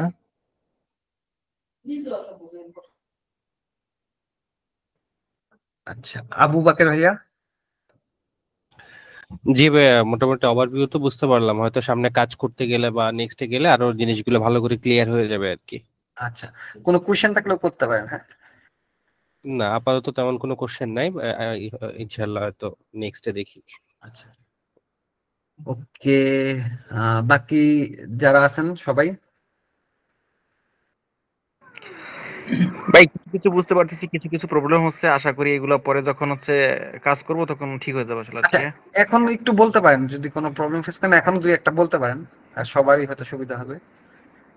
আপনি এই আপনার কিছু কিছু সিস্টেম। কথা বলেন বা কিছু কিছু বিষয় নিয়ে যেগুলো কথা বলেন, কিছু আছে যেগুলোর সাথে আমরা পরিচিত না, নতুন নাম এরকম হ্যাঁ, হ্যাঁ, আসলে। আচ্ছা, আচ্ছা, আচ্ছা, ঠিক আছে। তো হ্যাঁ, সেগুলো নিয়ে আমরা আসলে কথা বলবোই, তখন ক্লিয়ার হবে। ওকে, আচ্ছা, তাও যদি ভাই স্পেসিফিক কোনো, হ্যাঁ।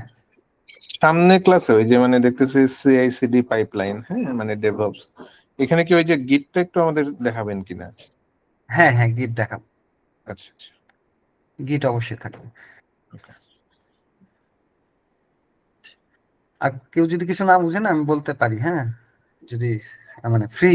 এখানে আসলে একটা কোশ্চেন জিজ্ঞেস করলে আমি কি মনে করবো, অন্যরা কি মনে করবো, এইসব মনে করার কিছু নাই। যদি কেউ বলেন ভাই ডিএলএল বুঝি না, ডিএলএল যে বললেন ডিএলএল টা কি, তো সেটাও বলতে পারেন, হ্যাঁ। আচ্ছা ভাই, যে গেটগুলোর কথা বলেন এগুলো কি OR gate, non gate, and gate এগুলো না অন্য কিছু? গেট হ্যাঁ, না, আমি কিন্তু গেট নিয়ে কিছু বলিনি।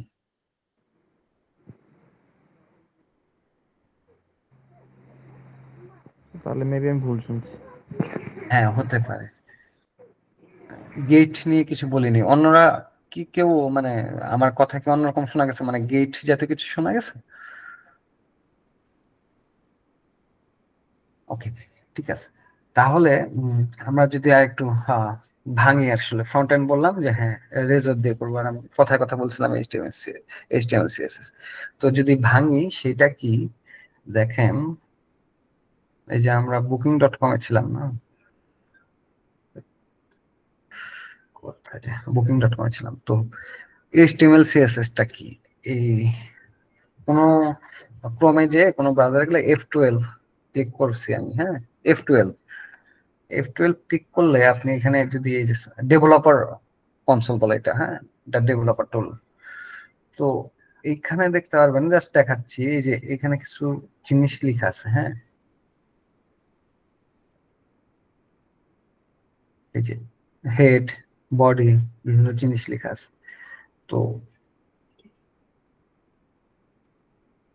এখানে দেখেন আমি যদি কিছু চেঞ্জ করি, একটু ইউআইটা দেখেন, ইউআইটা কেমন হয়ে যাচ্ছে, খেয়াল করছেন? এই যে এটা চেঞ্জ হয়ে গেছে উপরেটা। আরো যদি কিছু জিনিস চেঞ্জ করি, ধরেন এই যে ডিলিট করে দিচ্ছে, পুরো বডিটা চেঞ্জ হয়ে যাচ্ছে। তো এই যে এখানে যে কথাগুলো লেখা আছে, এটার কারণেই ইউআই তে এইরকম বিভিন্ন আইটেম তৈরি হয়, এটা দেখাবো করে। তো এইচটিএমএল সিএসএস নিয়ে যদি কেউ একটু হালকা ধারণা নিতে পারেন সবাই, মানে কেউ মানে সবাই, তাহলে একটু ভালো হয় জাস্ট। তো এখানে এই যে বিভিন্ন জিনিস লেখার কারণে কিছু সিনট্যাক্স আছে, যেমন আমাদের বাংলা একটা ল্যাঙ্গুয়েজ না, ইংলিশ একটা ল্যাঙ্গুয়েজ, লেখার তো কিছু নিয়ম আছে, সেই নিয়ম অনুযায়ী লিখলেই সঠিক আসবে। তো এখানেও এইচটিএমএল সিএসএস একটা ল্যাঙ্গুয়েজের মতো স্ক্রিপ্টিং ল্যাঙ্গুয়েজ। তো এখানে যদি আমি যা লিখি সেটা ডিপেন্ড করে এখানে ইউআই জিনিসপাতি আছে, এটাকে বলে এইচটিএমএল।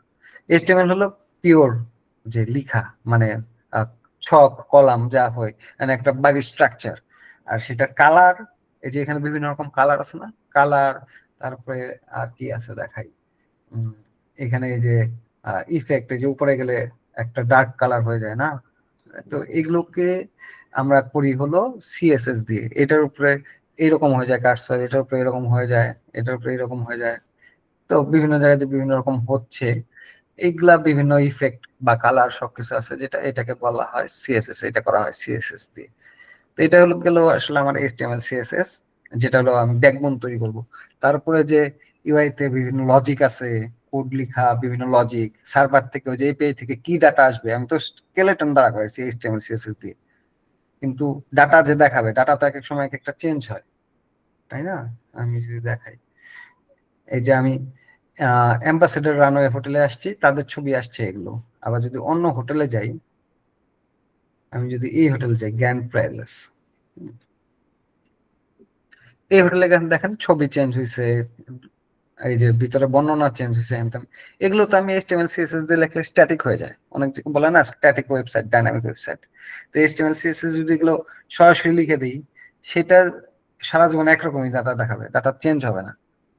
তো এর জন্য এগুলো যে আমি কখন কোনটা দেখাবো, এপিআই থেকে ডাটা আসবে, মানে সার্ভার থেকে ডাটা আসবে, ফ্রন্ট এন্ডে দেখাবো, আরো কিছু বিজনেস লজিক, এগুলো হ্যান্ডেল করার জন্য আমাদের ফ্রন্ট এন্ড কোনো ফ্রেমওয়ার্ক লাগে, যেটা আমরা করবো হলো রেজর দিয়ে, হ্যাঁ রেজর। আর আহ, যদি বলি হলো যে ডটনেট ফ্রেমওয়ার্ক আসলে কার কার সাথে কাজ করতে পারে, হ্যাঁ আহ, আমরা যদি রিয়েক্ট দিয়ে বানাই ফ্রন্ট এন্ড, তাও কাজ করবে, অ্যাঙ্গুলার দিয়ে কাজ করবে, ভিউ দিয়ে কাজ করবে, মানে ফ্রন্ট এন্ড যেটা দিয়ে খুশি সেটা দিয়ে বানাই, এপিআই আসবে আমার এন্ড থেকে, এপিআই ডাটা রিটার্ন করবে।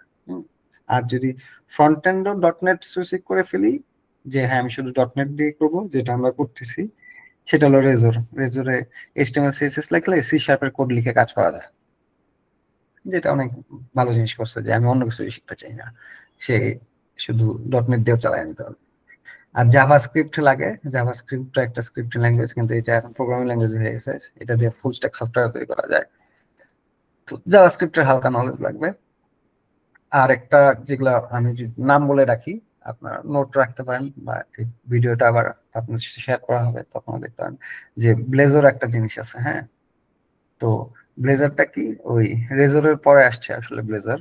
তো ব্লেজারের মধ্যে ওই পুরোপুরি রেজর ফলো করলে তাও তো কিছু সিনট্যাক্স ফলো করতে হয়, কিছু জিনিস আছে, এক্সট্রা ফাইল লিখতে হয়, এবং থার্ড পার্টি বিভিন্ন টুলস আছে এখন, ইউআই আছে, ম্যাটেরিয়াল ইউআই বা বিভিন্ন জিনিস, এগুলো খুব ভালো ইউজ করা যায় না। যেটা হলো ব্লেজার, ব্লেজার হলো আরো লেটেস্ট এবং আরো আপগ্রেডেড জিনিস। যদি আপনি অ্যাঙ্গুলারের বিকল্প চিন্তা করেন তাহলে ব্লেজার চিন্তা করতে পারেন, কারণ রেজর তো আমি যাচ্ছি এমভিসি প্যাটার্নে। তো তাছাড়া যদি অন্যভাবে যায় তাহলে ব্লেজার মানে এটা একটা টুলস, ইউআই তৈরি করার আসলে মানে ফ্রেমওয়ার্ক একটা, ডটনেট স্পেসিফিক। তো এটা হলো ব্লেজার বলে। আর যেটা বললাম যে টুলস, আমরা এখানে আহ, বললাম যে থার্ড পার্টি টুলস ইউজ করা যায়, টেলিরিকের ইউআই আছে, ম্যাটেরিয়াল ইউআই আছে, বিভিন্ন ইউআই আরো সুন্দর গর্জিয়াস দেখার জন্য কিছু বিল্ট ইন কাজ করে দিয়ে রাখে ইউআই তে, সেগুলো third party UI, third party জিনিস আমরা ইন্টিগ্রেট করতে পারি। তো সব রকম ফ্যাসিলিটি আছে। হুম। আর আমাদের আরেক কিছু টুল লাগবে, যেটা আপনারা কিন্তু একটু নোট নিয়েন মাঝে মাঝে, আর আমি তো ক্লাস নোট এবং তারপর শেয়ার করে দেবো, তা আপনারা একটু নোট নিলে ভালো হয়। পোস্টম্যান লাগবে আমাদের। পোস্টম্যান দিয়ে কি করা হয়, যে আমি যে এপিআই বানাবো, বারবার বলতেছি যে এপিআই, এপিআইটা বানাবো ইউআই থেকে। সবসময় আমার দেখা যাবে যে সবাই তো ইউআই থেকে করবে না, আমার অ্যাপ্লিকেশন ইউআই থেকে করবে, কিন্তু বাইরের অ্যাপ্লিকেশন, যেমন ওই যে বললাম যে ওই হোটেল অ্যাম্বাসেডরের সফটওয়্যার তো আপনার বুকিং.com এর ইউআই যাবে না, না, সরাসরি এপিআই কল দেবে। মোবাইল অ্যাপ্লিকেশন কি করবে, মোবাইল অ্যাপ্লিকেশন তার ইউআই নাই, মোবাইল অ্যাপ্লিকেশন তো মোবাইলে, মোবাইলের ইউআই তো মোবাইলে, ও তো এপিআই তে কল দিবে। তো এপিআই ডিরেক্ট হিট করলে কিভাবে কি করা যায়, এবং কিছু ইউআই আছে যেগুলা, এপিআই আছে যেগুলো ইউআই নাই, সেগুলো আমরা টেস্ট করি হলো ওই পোস্টম্যান দিয়ে, পোস্টম্যান দিয়ে টেস্ট করি এপিআই। এর জন্য পোস্টম্যানটা লাগবে। হ্যাঁ, পোস্টম্যান, পোস্টম্যানটা লাগবে, ভিজুয়াল স্টুডিও 22 লাগবে, এসকিউএল সার্ভার লাগবে। হ্যাঁ, লেটেস্ট ভার্সনটা দিতে পারেন, better, SQL server management studio এবং এসকিউএল সার্ভার। এগুলো বলে দিলাম, ডাটাবেজও বলে দিলাম। আর অন্য কি কি ডাটাবেজ আছে, আর ও আরেকটা জিনিস এখানে যেটা আমি ভুলে গেছি, যে এপিআই বিভিন্ন রকম আছে।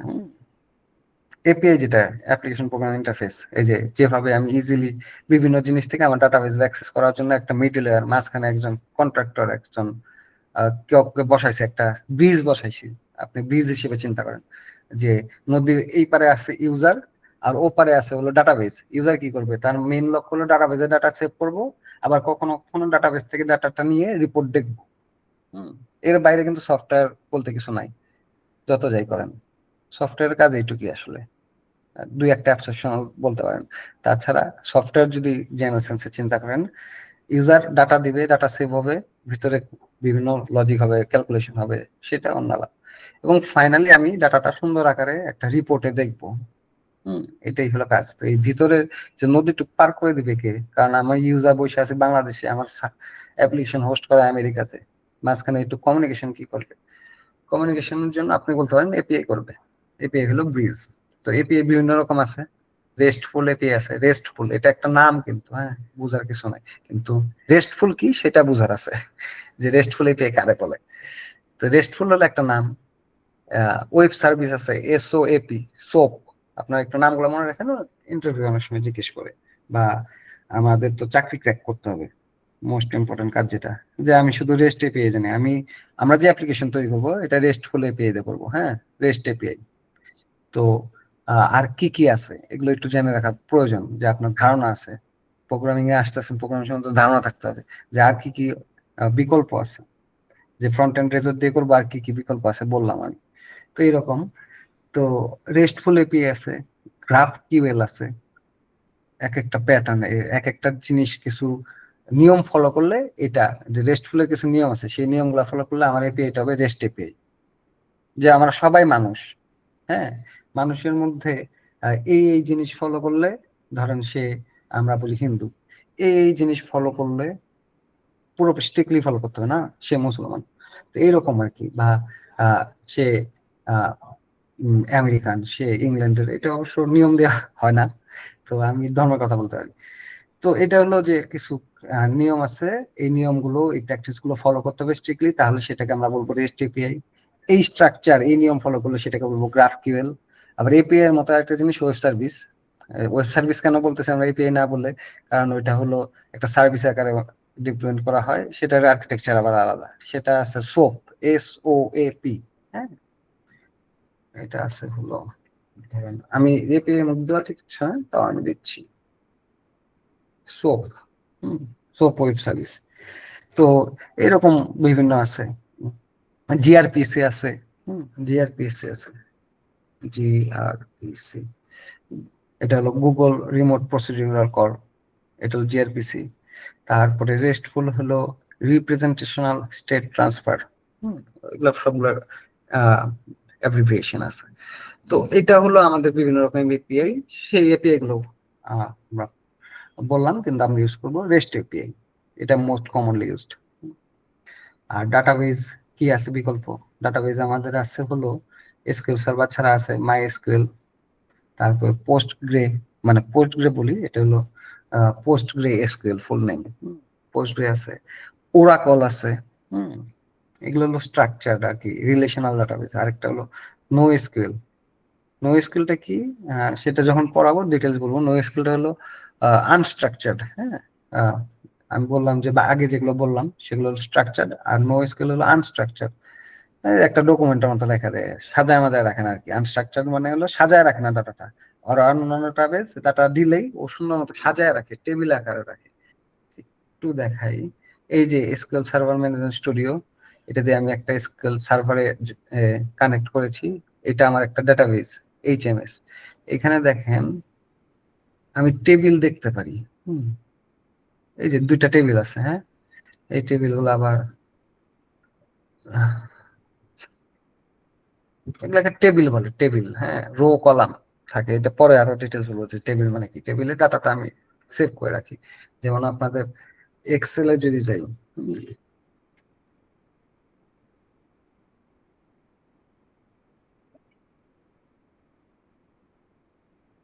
এই যে এক্সেল আসছে। হ্যাঁ, একটা যদি ব্ল্যাঙ্ক ওয়ার্কশিট নেই, এটা কি দেখেন, এগুলোকে আমরা কি বলি? এদিকে গেলে কলাম বলি, তাই না? আর ওপর থেকে নিচে এদিকে গেলে এটাকে বলি রো। তো এটা আসলে একটা টেবিল। এক্সেলেও তো ডাটা সেভ রাখা যায়, রাখা যায় না? এই যে নিচে এটা একটা শিট, এটা আরেকটা শিট। এই শিটটাকে আপনি চিন্তা করতে পারেন টেবিল আকারে। টেবিল মানে কি, এখানে আমি রাখবো হলো এমপ্লয়ি নেম, তারপরে কন্ট্যাক্ট নাম্বার আর অ্যাড্রেস। তো এটা দিয়ে কি বুঝতেছেন, এটা কার ডাটা? একটু যদি বলতেন এই ডাটাটা দেখে কি বুঝতেছেন?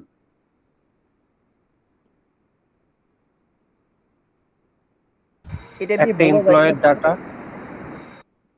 হ্যাঁ, রাইট, একটা এমপ্লয়ির ডাটা। তো এটার আমরা নাম দিতে পারি employee table. Employee table, right? এইটাকেই আসলে আমি টেবিল কি, হ্যাঁ, আর এগুলো কি column? Employee name, contact number, address, এগুলো কি বলি? কলাম। কারোর কোনো অপোজ আছে এটাতে? নো। আচ্ছা, এটাকে বলি কলাম। তাহলে আমরা কলাম বুঝে গেলাম না, যে কলাম কি? কলামে হলো যে তার প্রপার্টিজ গুলো থাকে। আমরা এই যে আস্তে আস্তে অবজেক্টে চলে যাচ্ছি, পরে আবার বুঝাবো। হ্যাঁ, ওইটা নিয়ে মাথা ঘামানোর দরকার নাই। তো এগুলো হলো প্রপার্টি না, এগুলো এক একটা আমার বৈশিষ্ট্য, যে কি দিয়ে আমি বুঝবো যে এটা সৌরভ, যে সৌরভের কন্ট্যাক্ট নাম্বার এটা, অ্যাড্রেস ঢাকাতে থাকে, আরো কিছু প্রপার্টি লাগবে। হ্যাঁ, আর এখানে যদি একজন দেই যে নীলু, তার ফোন নাম্বার হলো এরকম, তার অ্যাড্রেস হলো নোয়াখালী, কথার কথা। তাহলে দেখেন, এটা একটা রেকর্ড, এটা একটা রেকর্ড, রাইট? এগুলোকে আমরা কি বলি? রো বলি। তো রোতে আমি থাকে এক একটা রেকর্ড, আর কলামে থাকে বিভিন্ন তার প্রপার্টিস। মানে প্রপার্টিস মানে কি, তার বিভিন্ন বৈশিষ্ট্য। হুম আর এটা হলো এমপ্লয়ি টেবিল। আর এখানে আমি নাম দিতে পারি যে স্টুডেন্ট টেবিল, কথা কথা না। এখানে আপনাদের ওইটা এনে দিলাম কে, এই যে নিচে এটা নাম স্টুডেন্ট। তো এটা আরেকটা টেবিল, এখানে স্টুডেন্ট ইনফরমেশন থাকবে, এখানে স্টুডেন্টের নেম থাকবে, কন্ট্যাক্ট নাম্বার থাকবে, হ্যাঁ, একাডেমিক সেশন থাকবে, এরকম বিভিন্ন জিনিস থাকবে। আর রোতে থাকবে বিভিন্ন আইটেম, যে একটা স্টুডেন্টের নাম সোহেল, একটা স্টুডেন্টের নাম কামরান, এরকম ডাটা থাকবে। স্টুডেন্ট নেম, তারপরে কোন ক্লাসে পড়ে না, তারপরে হইলো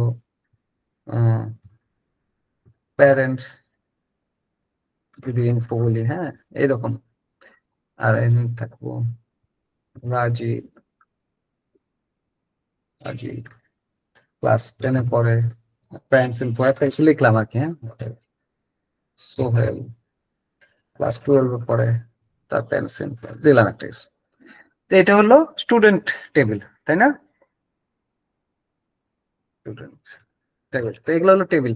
তো ডাটাটা কি দেখেন, এমপ্লয়ির ডাটা কিন্তু ও এমপ্লয়িতেই রাখছে, এমপ্লয়ির ডাটা কিন্তু আমি স্টুডেন্ট টেবিলে রাখতে পারবো না, রাখলে এটা হলো ভুল। তো ভুল তো আর করবো না সফটওয়্যার। তো আমরা যদি চিন্তা করি, এবং স্টুডেন্টের ডাটা স্টুডেন্টে রাখছে, এখানে যেসব প্যারামিটার আছে সেগুলোই রাখছে। আপনি যদি চান নতুন একটা স্টুডেন্ট আনবেন যেটার দাদার নামও রাখবেন, ডাইরেক্ট তো এনে পারবেন না, তাহলে কি একটা কলাম অ্যাড করে নিতে হবে, তাছাড়া রাখতে পারবেন না, না, মিনিংলেস হয়ে যাবে তাহলে। তো এটা হলো স্ট্রাকচারাল। এই এসকিউএল সার্ভার হলো দেখেন, এই যে আমার টেবিল আছে, এই যে টেবিল আছে, টেবিল আছে, এগুলোকে বলে টেবিল, একটা টেবিল, দুইটা টেবিল, তিনটা টেবিল, হ্যাঁ। আর এগুলো এই যে কলাম নেম আর ডাটা টাইপ, ডাটা টাইপটা কি সেটা তো আপনারা জানেন যে এটা কি রকম ডাটা রাখতে হবে, ইন্টিজার নাকি স্ট্রিং নাকি ডেট, এটার জন্য আমাদের থাকে ডাটা টাইপ, যে এটা কি রকম ডাটা। এই যেমন আমি যদি নামের মধ্যে দিয়ে দেই 1268, তাহলে তার নাম হবে না, না, নাম হইতে হবে স্ট্রিং, নাম ইজ নট এ নাম্বার। তো এই যে স্ট্রাকচার জিনিসটা, কিছু রুল মেনটেন করে উল্টা পাল্টা ডাটা দিতে পারবেন না এবং ডাটাটা সাজায় রাখে, এটা হলো স্ট্রাকচার। মানে আমি যদি এখানে যাই, এখানে আমরা বলছি হলো রিলেশনাল ডাটাবেস। তো এটা বললাম যে ওরাকল, এসকিউএল সার্ভার, পোস্টগ্রে, মাইএসকিউএল, এগুলো হলো রিলেশনাল। আর নো এসকিউএলটা কি? নো এসকিউএল ভাই এরকম সাজায় মাজায় রাখা নাই, আপনি ইচ্ছা হলে এরকম দেখতেও পারবেন না। এই যে আমি যে সুন্দর মতো ডাটা দেখতেছি, হ্যাঁ, সিলেক্ট, এই টেবিলে কি কি রেকর্ড আছে, ডাইরেক্ট এই যে একটা ইয়ের থেকে দেখতেছি, এত সুন্দর মতো সাজায় রাখছে। এবং এই যে কিছু মেনটেন করতেছে, যে এক্সট্রা ডাটা আমি দিতে পারবো না, যা কলাম আছে সেটাই, নতুন এক্সট্রা ডাটা দিতে হলে কলাম অ্যাড করে নিতে হবে, যেটা দেখালো, এইসব কিছু নাই, ও যা দিবেন তাই ডাম্প করে রাখতেছে, সর্ট অফ এইরকম। সেটাকে বলে নো স্কিল। তো নো স্কিল আমরা করব না, কিন্তু নো স্কিল সম্বন্ধে ধারণা দিয়ে দিলাম, ঠিক আছে? কারণ এত কিছু করলে আমরা শেষ করতে পারবো না এই প্রজেক্ট, সেগুলো হলো যে অ্যাডভান্স লেভেলের জিনিস। তো নো এসকিউএল আরেক রকম ডাটাবেস আছে। নো এসকিউএল কি কি আছে, ডাটাবেস টাইপ গুলো, এগুলো মনে রাখবেন, যেগুলো ইন্টারভিউতে এইগুলোই ধরে, যে আপনি নো এসকিউএল কাজ করছেন এরকম লোক আমি চাই না, যে এসকিউএল করছে, নো এসকিউএল করছে, যার 2-3 বছর 4 বছর এক্সপিরিয়েন্স, পাইলে ভালো, সেটা অন্য লেভেল। তো যারা ফ্রেশ হিসেবে তাদের তো দরকারই নাই, কিন্তু জানতে হবে যে কোনটা কি এবং কিভাবে কোনটার ইউজ ভালো, কখন কোনটা ইউজ করবো, এরকম জিনিস জানতে হবে। তো নো এসকিউএল এর মধ্যে কি আছে, যে 2-3টা নো এসকিউএল ডাটাবেসের নাম বলেন দেখি, আপনি জানা আছেন না? ফায়ারবেজ আছে, রেডিস আছে, মঙ্গোডিবি আছে। কিন্তু আমরা কিন্তু রেডিস ডাটাবেস ইউজ করব, সেটা হলো নো স্কেল ডাটাবেস, কিন্তু আমি কি করব, ক্যাশিং এর জন্য ইউজ করব, নট ফর আমার সফটওয়্যার ডাটা রাখার জন্য। ক্যাশিং এ কিছু ডাটা রাখি আমরা, সফটওয়্যার ডাটাই কিছু ডাটা রাখি, বেশি ডাটা রাখি। তো রেডিস এরকম একটা ডিস্ট্রিবিউটেড সিস্টেমে ক্যাশিং লাগে।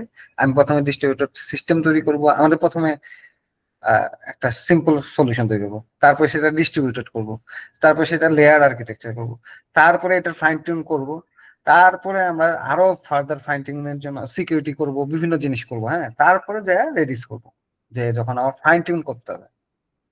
ফাইন টিউনটা কি, এটা একটা অ্যাপ্লিকেশন ধরেন স্লো চলতেছে, আপনি দেখেন না অনেক ওয়েবসাইট তাড়াতাড়ি ক্লিক করলে তাড়াতাড়ি আসে, কোনো ওয়েবসাইট দেরি করে আসে।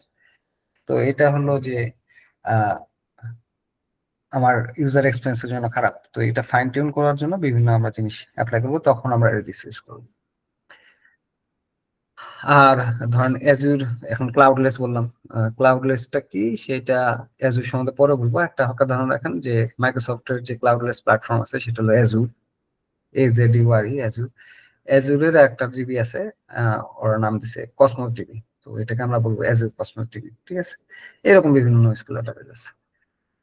তো এখন একটু বলেন, এইটার উপরে কারোর কোনো কোশ্চেন আছে নাকি বা বুঝতে সমস্যা হয়েছে নাকি, তাহলে আবার বলবো ডিটেলস একটু যদি কেউ সবাই যদি বলতেন যে প্রবলেম থাকলে বলেন, প্রবলেম না থাকলে বুঝলে বলেন যে হ্যাঁ বুঝতে পারছি। আচ্ছা ভাইয়া, জ্যাম্প যে সার্ভারটা, এটা কি হচ্ছে গিয়ে হুম। MySQL server?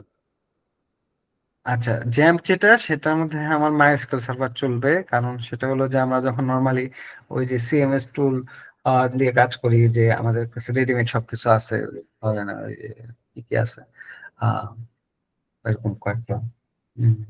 আচ্ছা আচ্ছা, বুঝতে পারছি। তো তখন যখন ওই যে জুমলা ওয়ার্ডপ্রেস, হ্যাঁ মনে পড়ছে, জুমলা ওয়ার্ডপ্রেস এগুলো নিয়ে যখন কাজ করা হয়, তখন ওরা তো আসলে ড্র্যাগ এন্ড ড্রপের এই মানে সবকিছু রেডি করে দিচ্ছে, আপনি শুধু ড্র্যাগ এন্ড ড্রপ করবেন, বেশি কিছু কাস্টমাইজ করতে পারবেন না। হ্যাঁ, যে একটা থিম আছে, থিমও কাস্টমাইজ করতে পারেন, তখন কোডিং করতে হবে। আর কোডিং না করতে চাইলে থিম কাস্টমাইজ করে আপনি ডাটা দিয়ে চালাই দিতে পারবেন। এখানে যদি ডাটা সেভ রাখতে চান, আপনি একটা পিসিতে যাতে সবকিছু করে ফেলতে পারেন এবং ইজিলি আপনার ঝামেলা ছাড়া করতে পারেন, এই কারণে ওই আপনি জ্যাম্প ইনস্টল করলে ওর মধ্যে আসলে ভার্চুয়ালি সার্ভার গুলো রান করে, ভার্চুয়াল সার্ভার তৈরি হয়ে যায়। হ্যাঁ, ওটা যখন রান করে ওর মধ্যে ডাটা সেভ থাকে আর কি। জি, বুঝতে পারছি। আচ্ছা, আর কারোর কোনো কোশ্চেন একটু যদি বলেন, আর না বুঝলেও বলেন, কোনো সমস্যা নেই।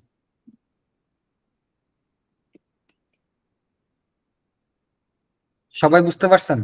এটা অন্তত বলেন যে বুঝতে পারছেন, তাহলে তো ক্লাসটা একপাক্ষিক হয়ে যাচ্ছে আসলে।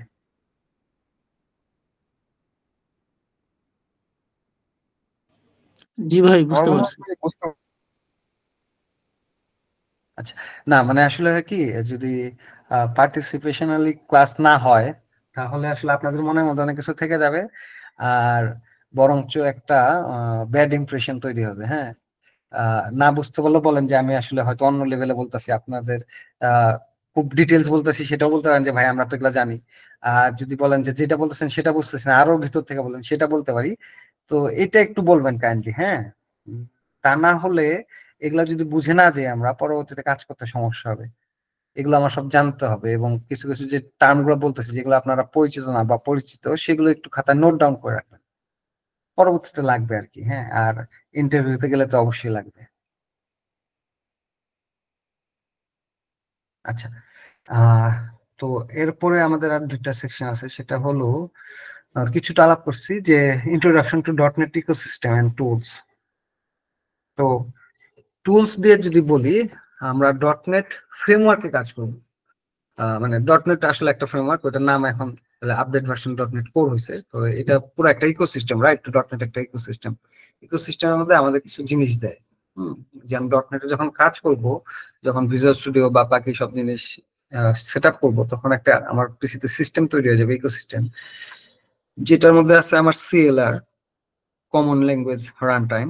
হুম, তারপরে ও আমাকে দেয় হলো ডট নেট ফ্রেমওয়ার্ক আর কি দেয়, সেটা হলো যে আমাকে সিএলআর দেয়, গার্বেজ কালেক্টর দেয় আমাকে, কিছু নেম স্পেস দেয়। হ্যাঁ, তারপর আমাকে আরো আহ, কিছু ইউআই এর জিনিসপাতি দিয়ে দেয়, যেগুলো হলো আমার এনভায়রনমেন্ট তৈরি করতে হেল্প হয়।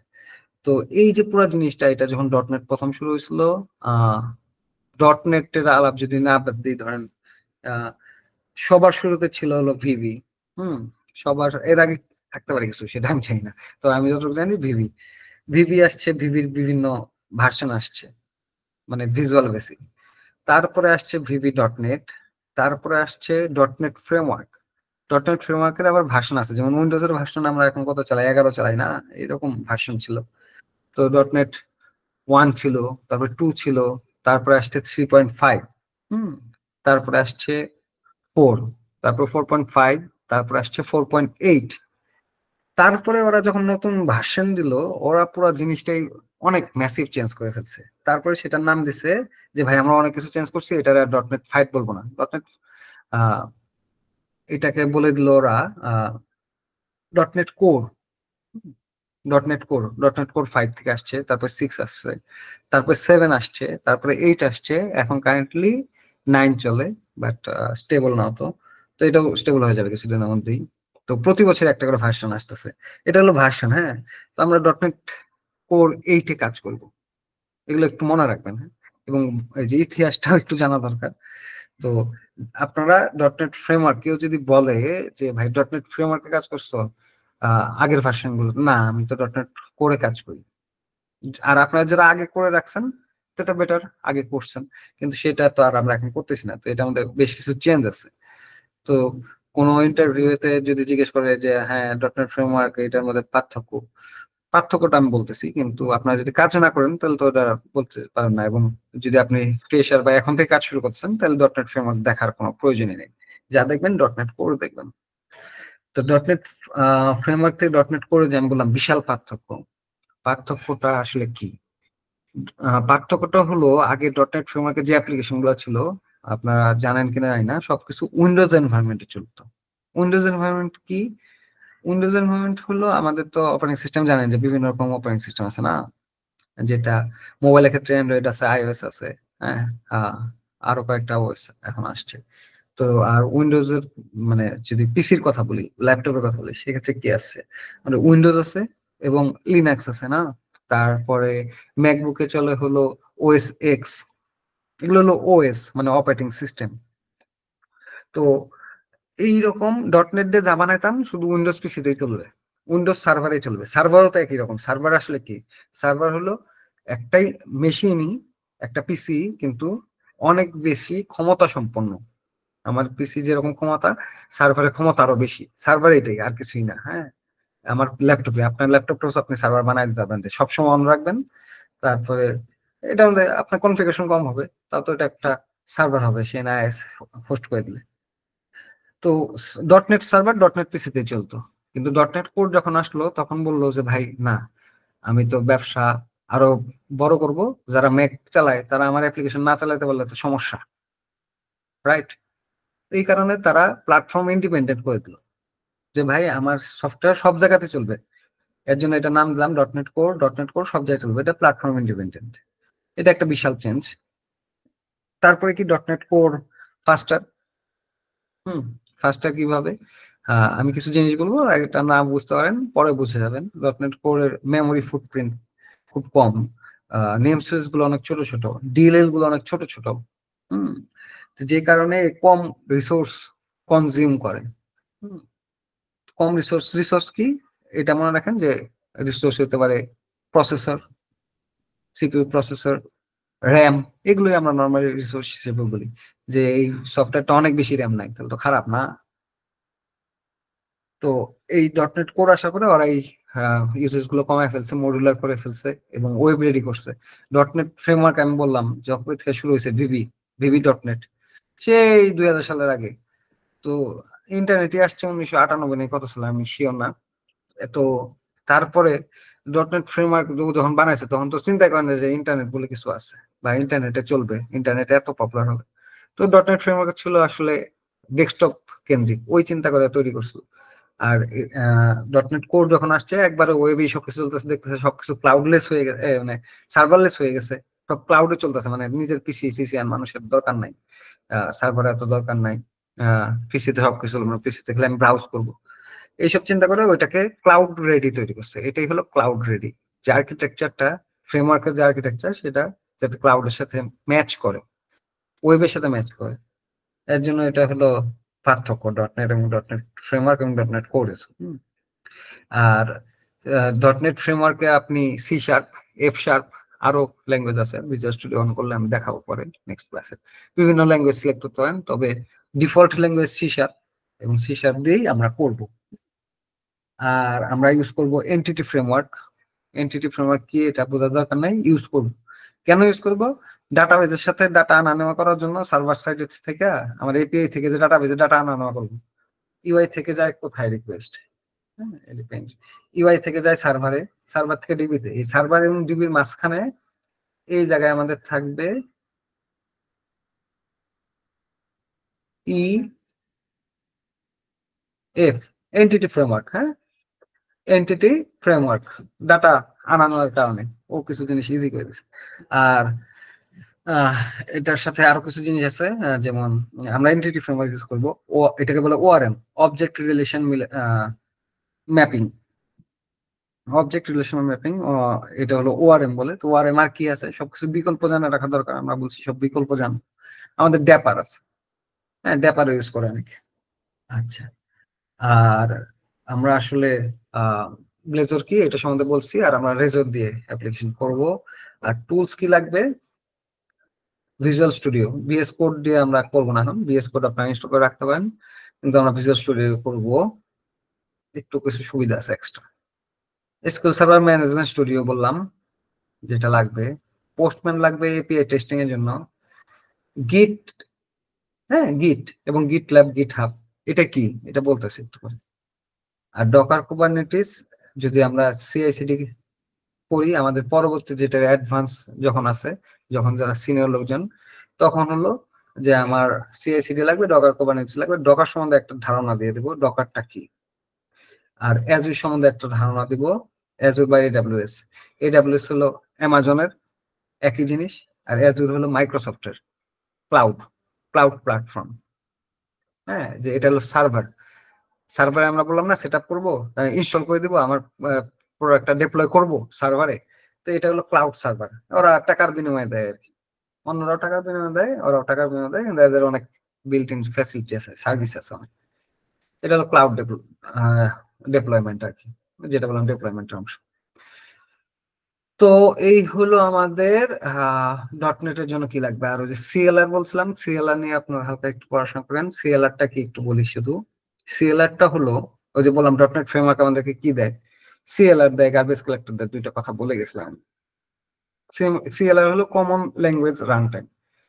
আমরা যে কোড লিখি, হ্যাঁ আমি একটা কোডের স্যাম্পল দেখাই।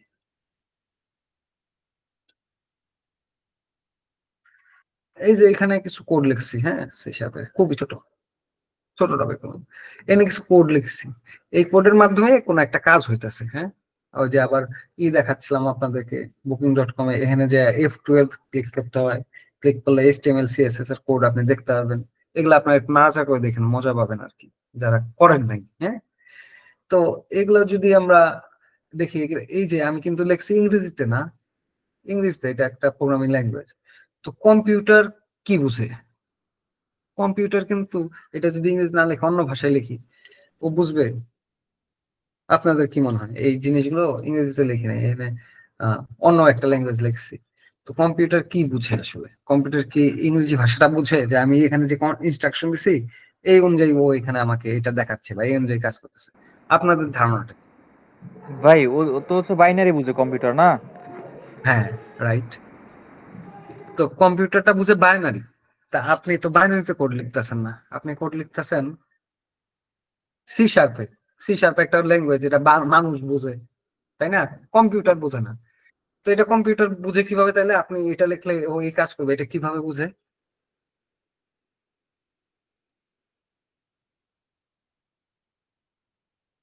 কেউ বলেন।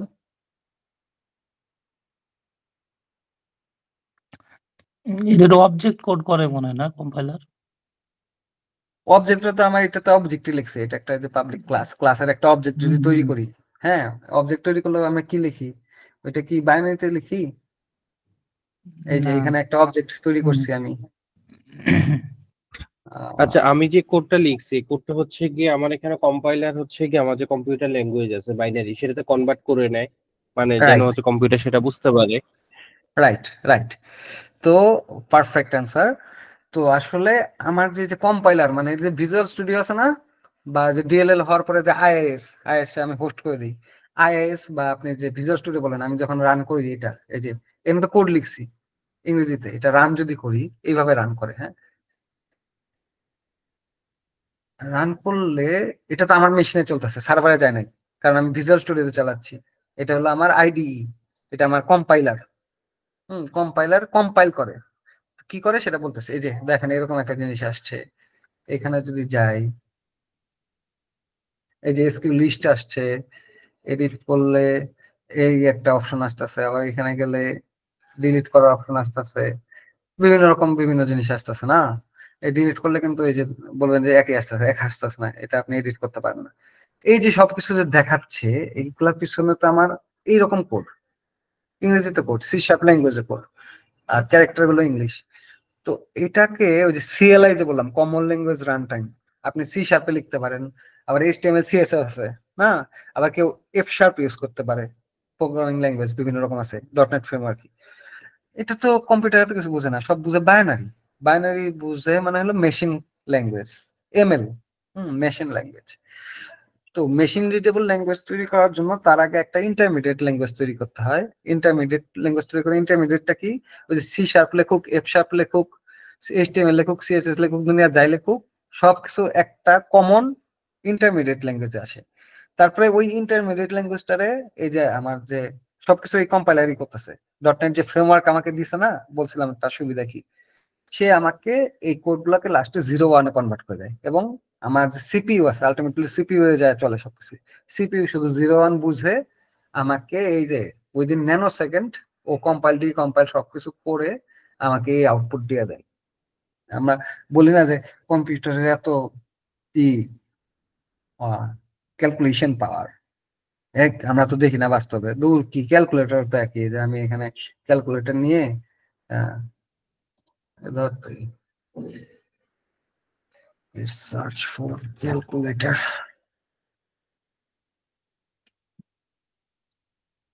ওকে, সো ক্যালকুলেটরে আমি যোগ বিয়োগ করে যদি এর কম্পিউটিং পাওয়ার তৈরি করতে চাই, মানে হিসাব করতে চাই, তাহলে হবে না। আমি করতাম ছোটবেলায়, হ্যাঁ, বা আমি অনেক বড় হওয়ার পরে মোটামুটি ভার্সিটি করতে আগে, ও আচ্ছা কম্পিউটার ক্যালকুলেশন পাওয়ার ভালো, তার মানে বোধহয় যোগ বিয়োগ কোন ভাগ তাড়াতাড়ি করতে পারে।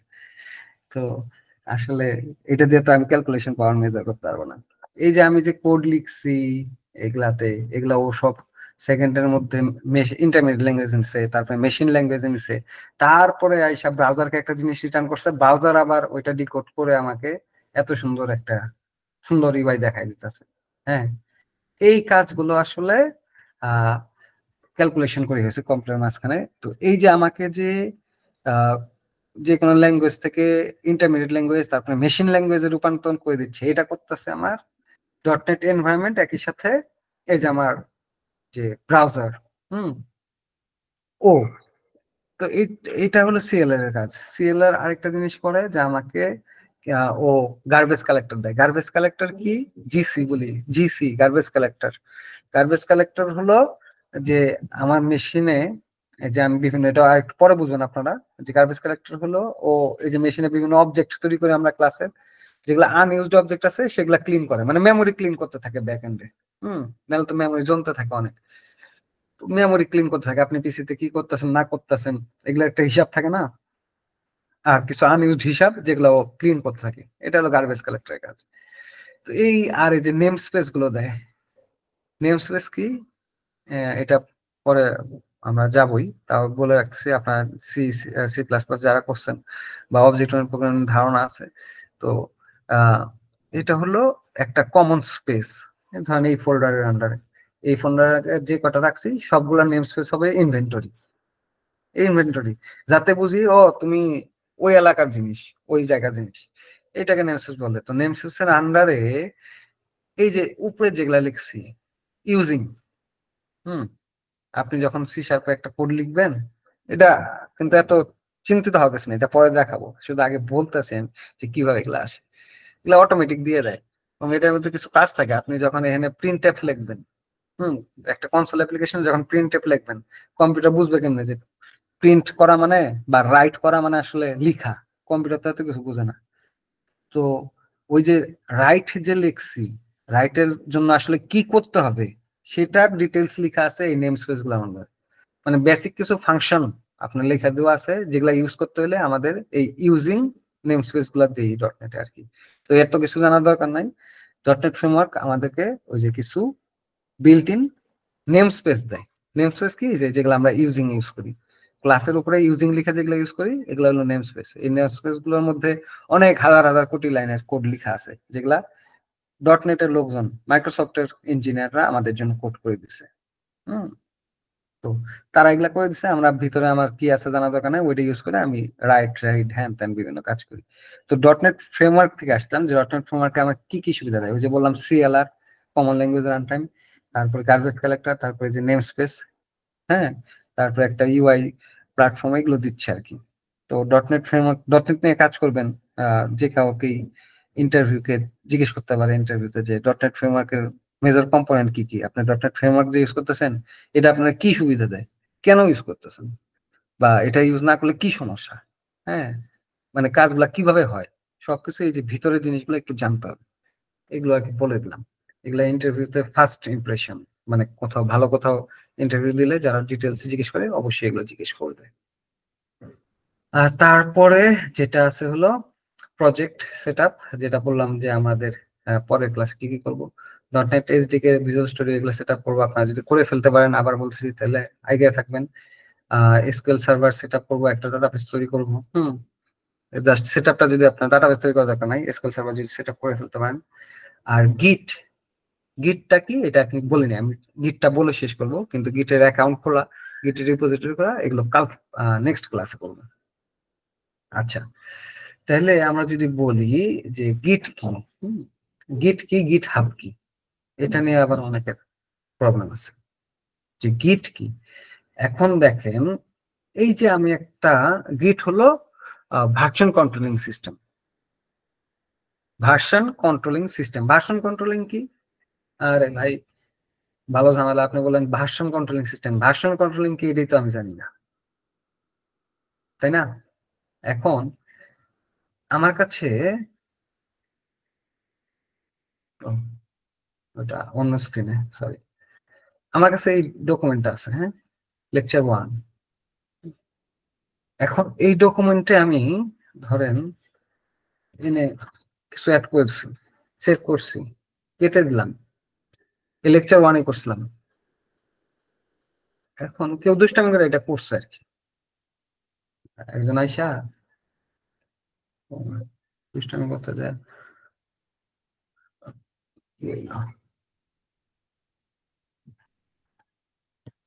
আচ্ছা, সেভ করে দিলাম।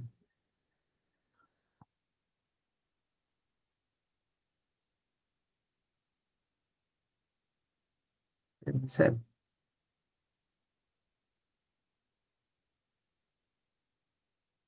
আচ্ছা, এই যে একটু আগে মেইন ডকুমেন্টে কিন্তু এই এসডিএস এটা ছিল না, এই লাইনটা অ্যাড হয়ে গেছে। এখন এটার আগে কি ছিল, এটা কি কোনোভাবে বের করা সম্ভব যে আগে কি ছিল, বা এই কাজটা কে করছে, বা এর মাঝখানে আরেকজন এসে আরেকটা লাইন অ্যাড করেছে, আপনি বলবেন যে মডিফাই বাই দেখতে পারবো। আচ্ছা, তাহলে আরেকজন আরেকটা কিছু অ্যাড করেছে, এখন তো মডিফাইড দেখাবে লাস্টের নাম, যে লাস্টে চেঞ্জ করছে না, তা আগে কি হয়েছে, ফাইলটা কখন কি ছিল, এটা কি দেখার কোনো উপায় আছে এই ওয়ার্ড ডকুমেন্ট থেকে? একটু বলেন যদি, কেউ কি ওয়ে জানেন, একটু বলবেন।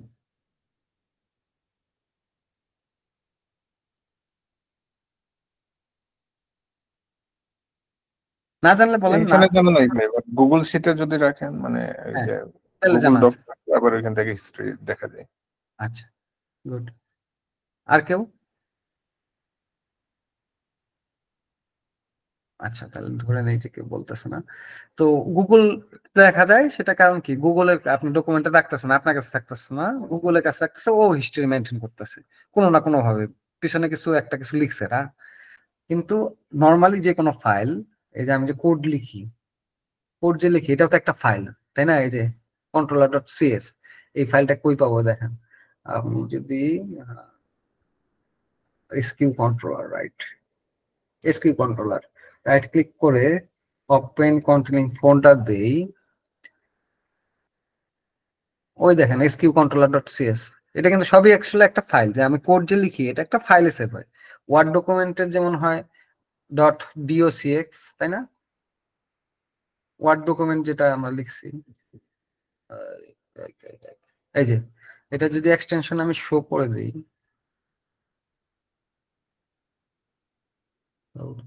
এক্সটেনশন করতে দেন, শো করে এইখান থেকে,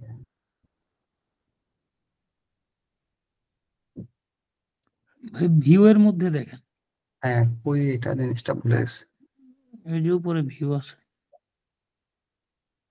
কোথায়? ও ভিউ, হ্যাঁ, হ্যাঁ হ্যাঁ, ফাইল নেম এক্সটেনশন নাকি, ফাইল নেম এক্সটেনশন, আচ্ছা। এই যে দেখেন ওয়ার্ড ডকুমেন্টের এক্সটেনশন কি, এটা যদি আপনি রিনেম করতে যান দেখেন ডট ডিওসিএক্স, ডট দিয়ে যা থাকে যে কোনো ফাইলের লাস্টে ডট দিয়ে যেটা থাকে, এই যে গিট ডট ইএক্সি, এটা হলো ইএক্সি ফাইল, এটা হলো ডক্স ফাইল। এক্সটেনশন দেখে তো বুঝতে পারি আমরা যে ফাইলটা কি টাইপ।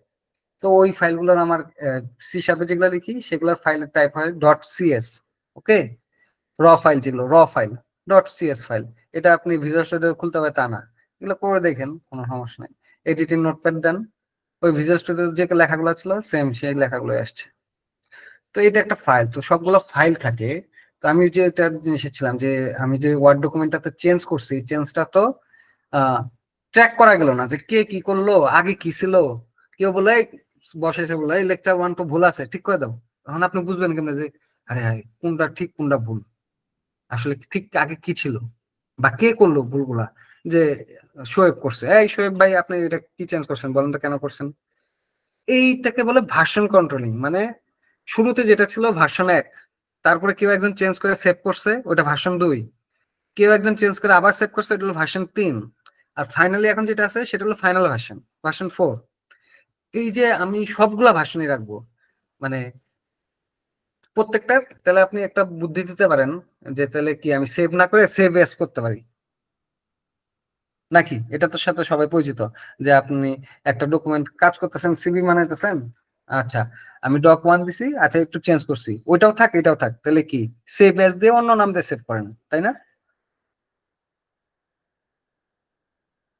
নাকি অন্য কিছু করেন যদি দুইটাই রাখতে চান? অন্য নামে সেভ করি। আচ্ছা, তাহলে অন্য নামে সেভ করি, তাহলে আমার কি অন্য নামে সেভ করলে আপনি বললেন যে ভার্সন কন্ট্রোলিং কি দরকার, অন্য নামে রাখলাম, যতবার সেভ করবেন ততবার তো আপনার মেমোরি নিতে থাকবে। তাহলে কি একটা যদি 10 জিবির ফাইল হয়, কথার কথা ওয়ার্ড ফাইল 10 জিবির, আর একটা নতুন করে সেভ করলে 20 জিবি জায়গা নিয়ে নেবে। এইসব অনেক ঝামেলা। তারপরে আবার কবে চেঞ্জ করছে সব প্রপার্টিস থেকে দেখো অনেক কিছু ঝামেলা। এই কন্ট্রোলিং সিস্টেমটা আমাকে গিট দিয়ে দেয়, একটা থার্ড পার্টি সফটওয়্যার গিট। ও হলো ভার্সন কন্ট্রোলিং সিস্টেম। আমাকে এই ফাইলটাতে কে কি করছে, কে কবে কি করলো, আগে কি ছিল সব যে হিস্ট্রি দেখায়। হ্যাঁ, এটাকে বলে গিট। তাহলে ভাই আমার গিটের দরকার কি? এই যে বললাম একটা হিস্ট্রি দেখায়, এইটা মেন দরকার না। এটা একটা অবশ্যই গুরুত্বপূর্ণ পয়েন্ট। আর একটা পয়েন্ট যেটা হলো এই যে আমি যে কোডে কাজ করতেছি এটা আমার সিস্টেম।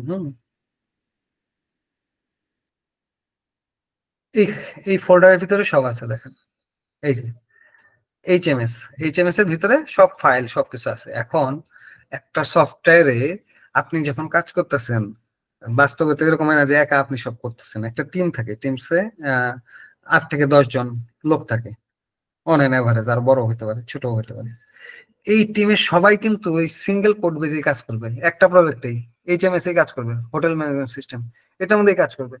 তো দেখেন আপনি কি করবেন তাহলে, ও আচ্ছা আমি একটু কাজ করছি, সেভ করে ফাইলটা কপি করে জিপ করে গুগল ড্রাইভে দিয়ে দিলাম আরেকজনকে, আরেকজন আবার কাজ করলো, কিন্তু কাজ তো করতেছেন 10 জন। তাহলে কিভাবে কাজ করবেন একই ফোল্ডারে?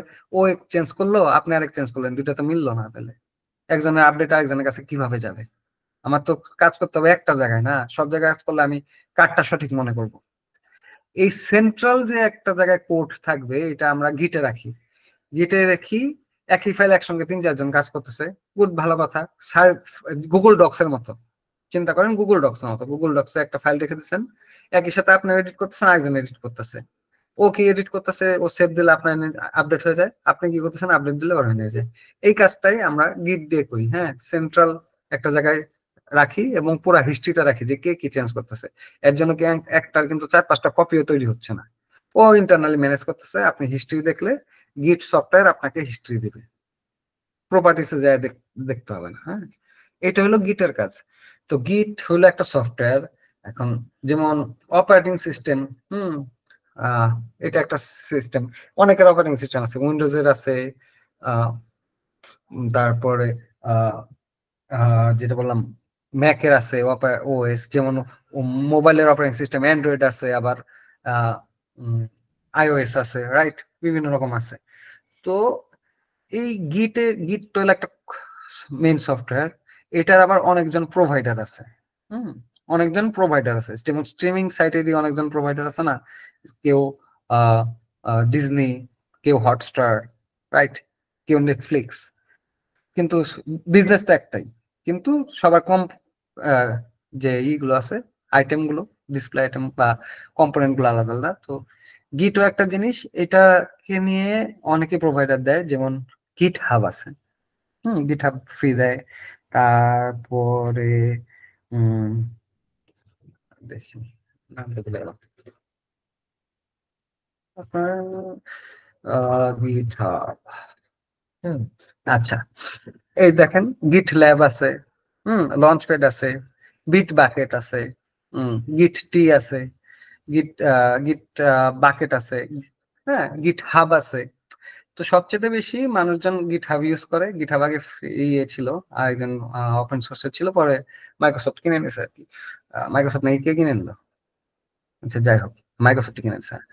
তো এরকম বিভিন্ন প্রোভাইডার আছে। আমরা গিট হাব নিয়ে কাজ করব, এটা ম্যাক্সিমাম লোক ইউজ করে।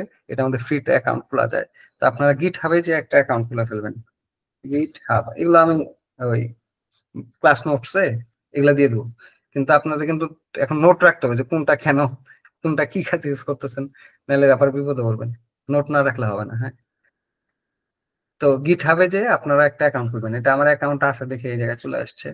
তো আমি যদি সাইন আউট দিই, এখানে আপনি সাইন আপ দেওয়ার পরে আপনারা যখন প্রথমে যাবেন তখন এরকম আসবে, এখানে sign in option, sign in করতে পারবেন, অ্যাকাউন্ট না থাকলে সাইন আপ করে ফেলবেন একটা মেইল দিয়ে, ঠিক আছে। তো গিট হাব করবেন, তারপর গিট হাবে কেমনে কি করতে হয় সেগুলো পরে শিখাবো। আরেকটা আছে বিট বাকেট, এটাও মোটামুটি ইউজ হয়। তো আমরা সবকিছু একই রকম, কোনো সমস্যা নেই। আর গিটটি, এটা টোটালি পোস্ট করতে পারবেন আপনি, টোটালি ফ্রি। গিটটিও মোটামুটি আমি গিট ল্যাব, বিট বাকেট, গিটটি এবং গিট হাব সবগুলো ইউজ করছি, মানে বিভিন্ন অফিসে বা বিভিন্ন কাজের জন্য বিভিন্ন টেক্সট করতেছি, সব একই রকম। তো এই হলো গিট। গিট বললাম যে গিট আমাদের কি কি সুবিধা দেয় এবং কেন গিট ইউজ করব।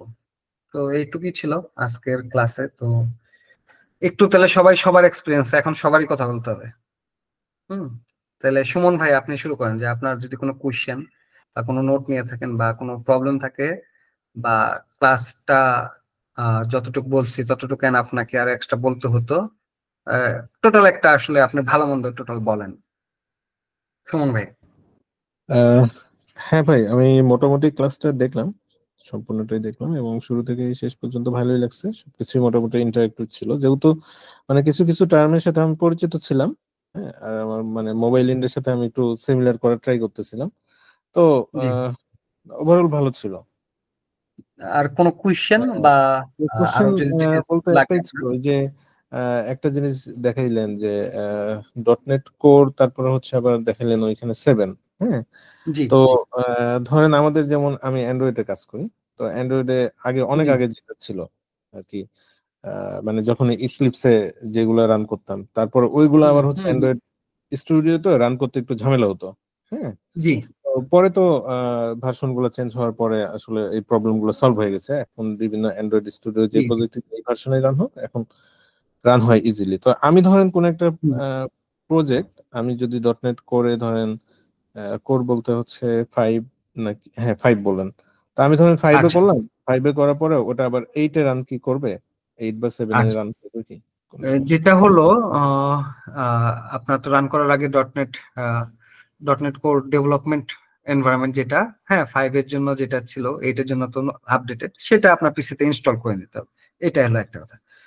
ইনস্টল করলে আপনার ডটনেট 5 এর প্রজেক্ট, হ্যাঁ, আহ, মানে আপনার যে পিসিতে এনভায়রনমেন্টটা সেটা আছে এটার জন্য 8 চালাতে পারবেন। কিন্তু ডটনেট 5-এর যে প্রজেক্ট, সেটা যদি আপনি ভার্সন চেঞ্জ করতে চান, আমি আপনাকে বলি, ধরেন এইটার যদি আমি ভার্সন লিখেছি, এটা কিসে তৈরি, রাইট ক্লিক করে প্রপার্টিস দেন, এটা তো সলিউশনে গেলাম, একটা প্রজেক্টে যায়, একটা সলিউশন হলো অনেক প্রজেক্ট আমার, এইখানে প্রপার্টিসে গেছি, নর্মাল প্রপার্টিস, রাইট ক্লিক করে প্রপার্টিস, দেখেন টার্গেট ফ্রেমওয়ার্ক ডটনেট 8। তো আপনি বলতেছেন যে আপনার একটা ডেভেলপ করা আছে 5-এ, আপনি এখানে এসে টার্গেট ফ্রেমওয়ার্কটা চেঞ্জ করতে চাচ্ছেন, চেঞ্জ করে তারপরে চালাবেন, এটাই ছিল কোশ্চেন। হ্যাঁ হ্যাঁ, এরকমই ছিল। আচ্ছা, এইরকম থাকলে আসলে চলবে না, কারণ ডটনেট 7-এরটা 8-এ চলবে অল্প কিছু চেঞ্জ করলে, কিন্তু 5-এর থেকে যে 7 হয়েছে, এখানে একটা ম্যাসিভ স্ট্রাকচারাল চেঞ্জ আছে। স্ট্রাকচার কি, আমার ডটনেট ফ্রেমওয়ার্ক লিখতে হলে যে কোনো একটা, যদি আমি বলি এগুলো কোলাপস করে। এটা ধরেন শুরু একটা নর্মাল প্রজেক্ট করছি, এখানে প্রোগ্রাম ডট সিএস আছে, যে কোনো ডটনেটের যে কোনো অ্যাপ্লিকেশন শুরু হয়, মানে স্টার্টিং পয়েন্ট কম্পাইলার যখন কম্পাইল করা শুরু করে, একটা অ্যাপ্লিকেশন যখন চালাবো, আমার ভিজুয়াল স্টুডিও তো এক জায়গায় রান করা শুরু করবে, সেই স্টার্টিং পয়েন্ট হলো এই প্রোগ্রাম ডট সিএস।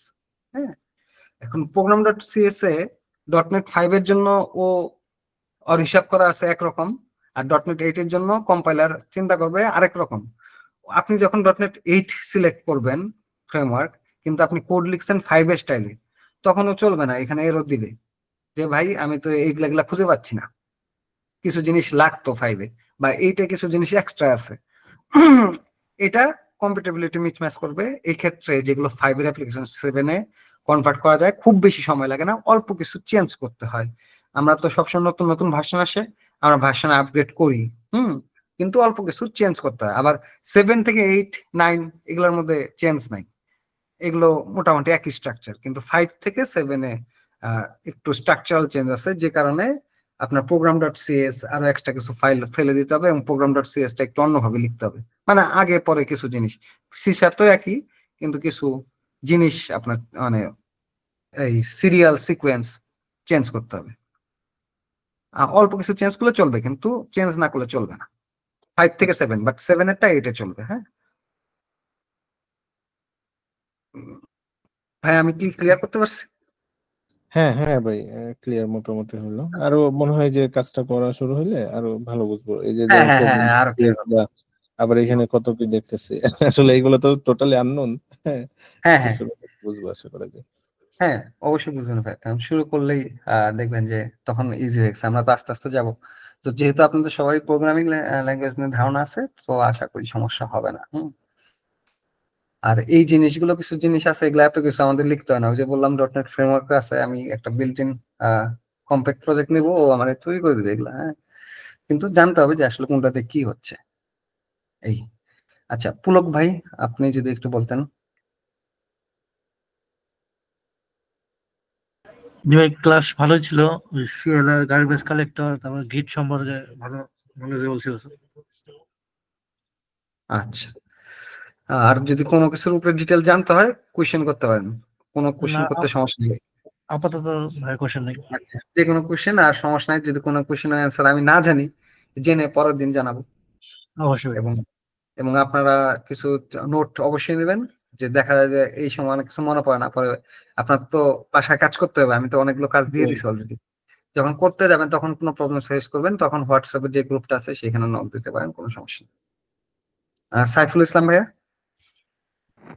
জি ভাই, আলহামদুলিল্লাহ আজকে ক্লাস ভালো ছিল। আর প্রথমত ভাই আমি হচ্ছে ইলেকট্রিক্যালে পড়াশোনা করছি, তো ডিপার্টমেন্ট চেঞ্জ করছি।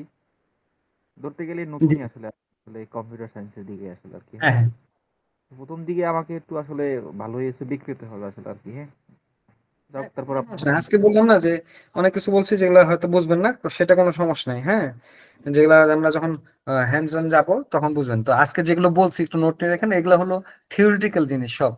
থিওরিটিক্যাল গুলো কেন বলছি আমি, কারণ আপনাদের ইন্টারভিউতে লাগবে, ভালো কোথাও ইন্টারভিউ দিতে গেলে নর্মালি ফ্রেশার অনেক জায়গায় অনেক কিছু জিজ্ঞাসা করে না, কিন্তু যদি আপনি টপ নচ কোনো কোম্পানিতে যেতে চান, তাহলে বেসিক জিজ্ঞেস করবে। এটা হলো বেসিক, আজকে সব থিওরি নিয়ে আলাপ করছি, এই থিওরি গুলো আপনারা একটু পড়ে রাখবেন। আর ইউটিউবে অনেক ফ্রি আছে যারা ব্রিফ করে, ওদেরটা দেখবেন, আমার ভিডিওটাও দেখতে পারেন, কোনো কোশ্চেন থাকলে আবার করতে পারেন, সমস্যা নেই। পরেও করতে পারেন। আচ্ছা, আরেকটা কাজ করবেন হচ্ছে আমাদের প্রতিটা ক্লাস শেষে যদি একটা হোমওয়ার্কের মতন বা একটা যে কোনো একটা কাজ দিয়ে দেওয়া হয়, ঠিক আছে, সেটার আপডেট যদি আবার নেক্সট ক্লাসে নেওয়া হয়, হ্যাঁ এরকম যদি অবশ্যই। হয়, হ্যাঁ জি এটা যদি জি জি। মেনটেন করা হয়, তাহলে সেক্ষেত্রে দেখা যেতেছে যে কোনো কিছু না বুঝলে ওটা খুঁজে আবার আপনাদের কাছে নক দিতে পারবে, হোক শেখাই লাগবে আসলে আর কি। হ্যাঁ, গুড। হ্যাঁ, ওই যে আমি বলতেছিলাম যে নোট নিয়ে নিন, যে আমি কি কি করতে বলছি, এবং ওই যে ক্লাস শেষে কালকের মধ্যে পেয়ে যাবেন ক্লাস ম্যাটেরিয়ালস। তো সেটার মধ্যে তো অবশ্যই বলা থাকবে যে আমি যেগুলো দিতে চাইছি লিঙ্ক গুলো সেগুলো দেবো, এবং টাস্কের নামটাও আমি উল্লেখ করে দিব ওইটাতে, যে কি করতে বলছি। হ্যাঁ, ওকে, গুড, থ্যাংক ইউ। আবু বাকের মিয়াজি ভাইয়া। জি ভাইয়া, আলহামদুলিল্লাহ সব দিক দিয়ে ভালো ছিল। ভাই একটা রিকোয়েস্ট থাকবে, সেটা হচ্ছে গিয়ে যে আমাদের কম্পিউটার থেকে তো হচ্ছে গিয়ে আমরা যে প্রোগ্রাম নিয়ে কাজ করব ওই অনুযায়ী সেট করতে হবে। তো এখন প্রথম অবস্থায় আমাদের কোন কোন সফটওয়্যার লাগবে বা কোন কোন জিনিসগুলো আমাদের ইনস্টল করে সেট আপ করে রাখতে হবে, কাইন্ডলি যদি ওই ডিটেলস যদি একটু বলে দিতেন আমাদেরকে বা লিংক দিয়ে দিতেন যে তোমরা এটা এটা ইনস্টল করে সেট আপ করে রাখো, ঠিক জি আছে? তখন হচ্ছে কি আমরা আমাদের ল্যাপটপটা হচ্ছে ওরকম ভাবে হচ্ছে ঠিক করে রাখতাম যেন নেক্সট ক্লাস থেকে আমাদেরকে ওটা নিয়ে আর কোনো প্রবলেম না হতো আর কি। হ্যাঁ ঠিক আছে, সেটা এই প্রথম সেটা বলা ছিল, কিন্তু আপনারা নতুন দেখে অনেকে বুঝবেন না, যে কারণ আমি সব জায়গায় উল্লেখ করে দিইনি যে এটা সেট আপ করতে হবে। ঠিক বলছেন, এই সেটা আসলে টুলস হুম। গুলোর নাম ছিল, তো আমি আজকে টুলস গুলো কোনগুলো আপনার সেট আপ করতে হবে আলাদাভাবে একটা বোর্ড করে দিয়ে দিব। হ্যাঁ, আর অলরেডি আচ্ছা ঠিক আছে। যেটা ক্লাসের মধ্যে বলছি আরেকবার একটু বলে রাখি, যে আমরা বলছি visual studio 22, SQL server management studio, তারপরে হলো এসকিউএল সার্ভারটা সেট আপ দেওয়া একটু কঠিন, আমি এটা পরের ক্লাসে দেখা দিব, আর হলো পোস্টম্যান। হ্যাঁ, তো হুম। সমস্যা নেই, আমি এই যে আজকের ক্লাসটা আজকে এগুলো দিয়ে দিব। আচ্ছা ঠিক আছে ভাই। আর যদি সম্ভব হয় তাহলে হচ্ছে কোথা থেকে ডাউনলোড করবো লিংকটা হ্যাঁ হ্যাঁ যদি দিয়ে অবশ্যই, দেন তাহলে আমি ওটা ওইটাও করবো। আমি, হ্যাঁ, লেকচার সময় বলছি যে আচ্ছা লিঙ্কটা অবশ্যই দিয়ে দিব। আচ্ছা ঠিক আছে ভাই, thank you so much. Okay. Welcome. Okay, Asaduzzoha ভাইয়া। ভাই বুঝলাম সবই মোটামুটি। কিছু মানে অজানা টপিক ছিল, ওগুলো শুনলাম। তো ভাই সব মিলিয়ে ঠিক আছে, এখন হাতে কলমে প্র্যাকটিস করতে হবে ইনশাল্লাহ। আর ভাইয়া ওই যে আপনি কি ওই যে সি শার্প কি ওই যে বেসিক সি শার্প দিয়ে মানে এগুলো দিয়ে শুরু করবেন, নাকি ডিরেক্ট ডট নেটে চলে যাবেন? ওই বেসিক সি শার্পটা আমাদের দেখে রাখতে হবে না, এরকম? অবজেক্টিভ এগুলো নিয়ে একটা কথা বলবো আর কি। অবশ্যই, কারণ সবাই তো হুম, সি শার্প করে আসে নাই তো, মানে সি শার্প অন্য অবজেক্ট অবজেক্ট প্রোগ্রামিং নিয়ে কথা হবে। হ্যাঁ, তো হ্যাঁ সেটার হ্যাঁ মধ্যে আসলে অবজেক্ট কি ক্লাস কি এগুলো তো হুট করে বললে বুঝবে না, শুধু শুধু কোর্স কমপ্লিট করে ভাই, বেসিক। তাহলে ওই যে তাহলে যে শুধু পিটা নিয়ে কথা বলবেন, এই তো? হ্যাঁ হ্যাঁ কথা বলবো। আচ্ছা ঠিক আছে ভাই, এটাই, আর কিছু না। সাকিব হোসেন ভাইয়া। আসসালামু আলাইকুম ভাইয়া, ক্লাসটা অনেক ওয়ালাইকুম ভালো আসসালাম। ছিল। আচ্ছা, মানে আপনার কিছু জানার বাকি আছে বা কোনো সাজেশন বা আরো ডিটেলসে যাইতে হবে সেটা বলতে থাকেন, কোশ্চেন বললেও বলতে পারেন, সমস্যা নেই।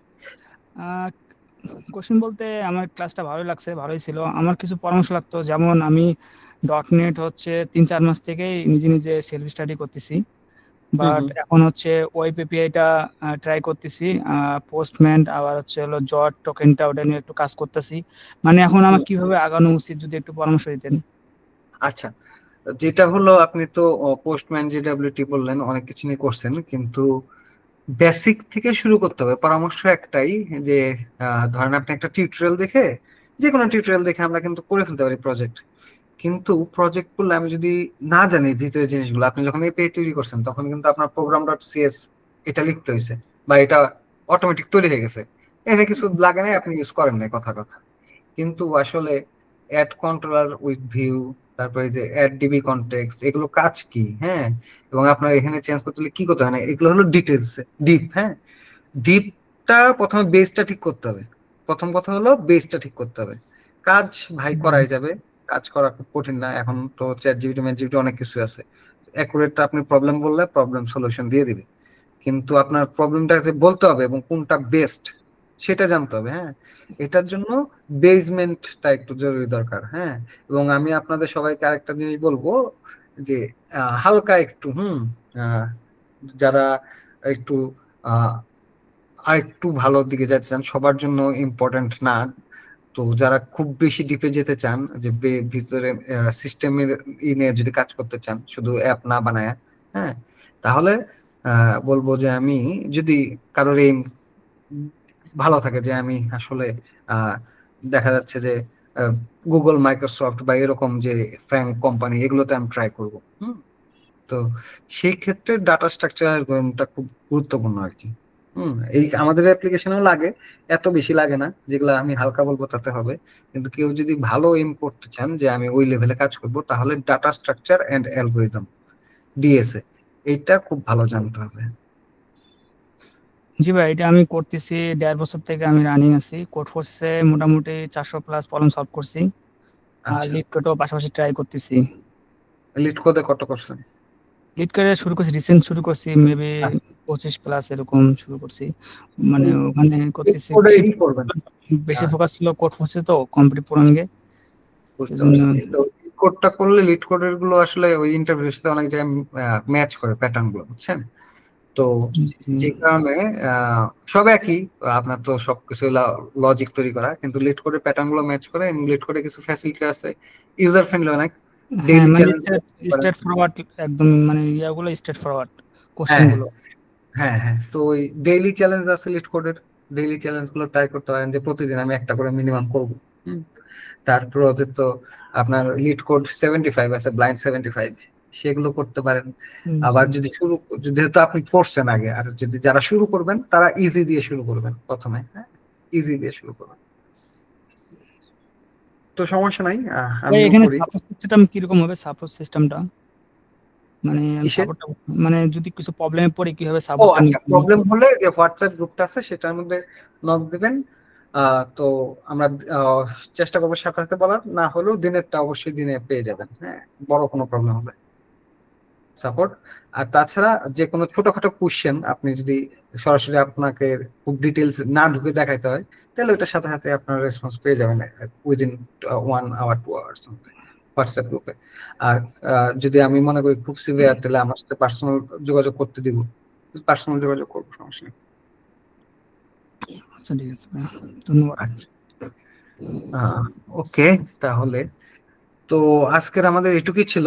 হুম, তো আমরা নেক্সট ক্লাসে কি করব সেটাও আমি দিয়ে দিব, এবং এই ক্লাসে কি টাস্ক এবং ওই লিঙ্ক গুলো এগুলো দিয়ে দিব। তো আপনারা একটু যে জিনিসগুলো দেবো সেগুলো একটু প্র্যাকটিস করবেন, নাহলে সবাই কি এই যে পরের ক্লাসে ক্যাচ করতে পারবেন অনেক কিছু, বা পরের ক্লাসের 3 নাম্বার ক্লাস থেকে বেশি কঠিন হয়ে যায় ক্যাচ করার। আমরা পরের ক্লাসে আসলে ওই ভিজুয়াল স্টুডিও সেট আপ, বা যদি আপনারা করে ফেলেন তাহলে সার্ভারটা সেট আপ দেখাবো, ওপি নিয়ে কথা বলবো, অবজেক্ট ক্লাস কি, হ্যাঁ, এগুলো নিয়ে ইন্টারভিউতে কি কোশ্চেন করি আমরা নর্মালি, হ্যাঁ, তারপরে কিছু ইন্ডাস্ট্রি প্র্যাকটিস আছে, সেটা পরের আলাপ।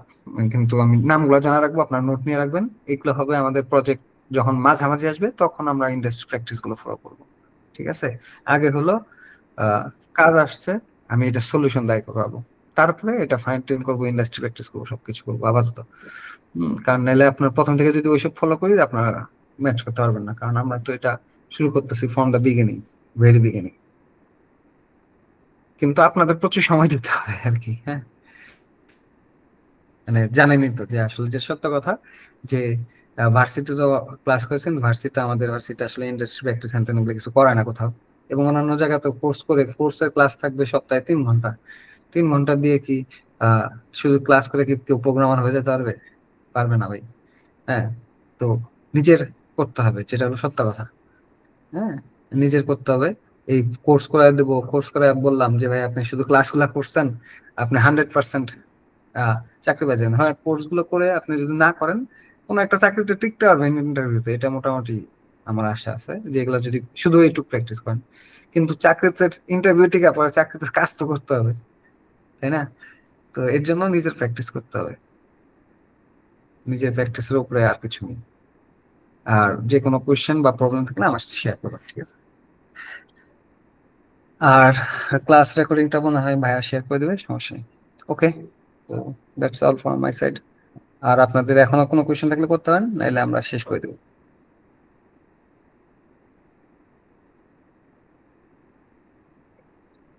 ঠিক আছে তাহলে, বাই।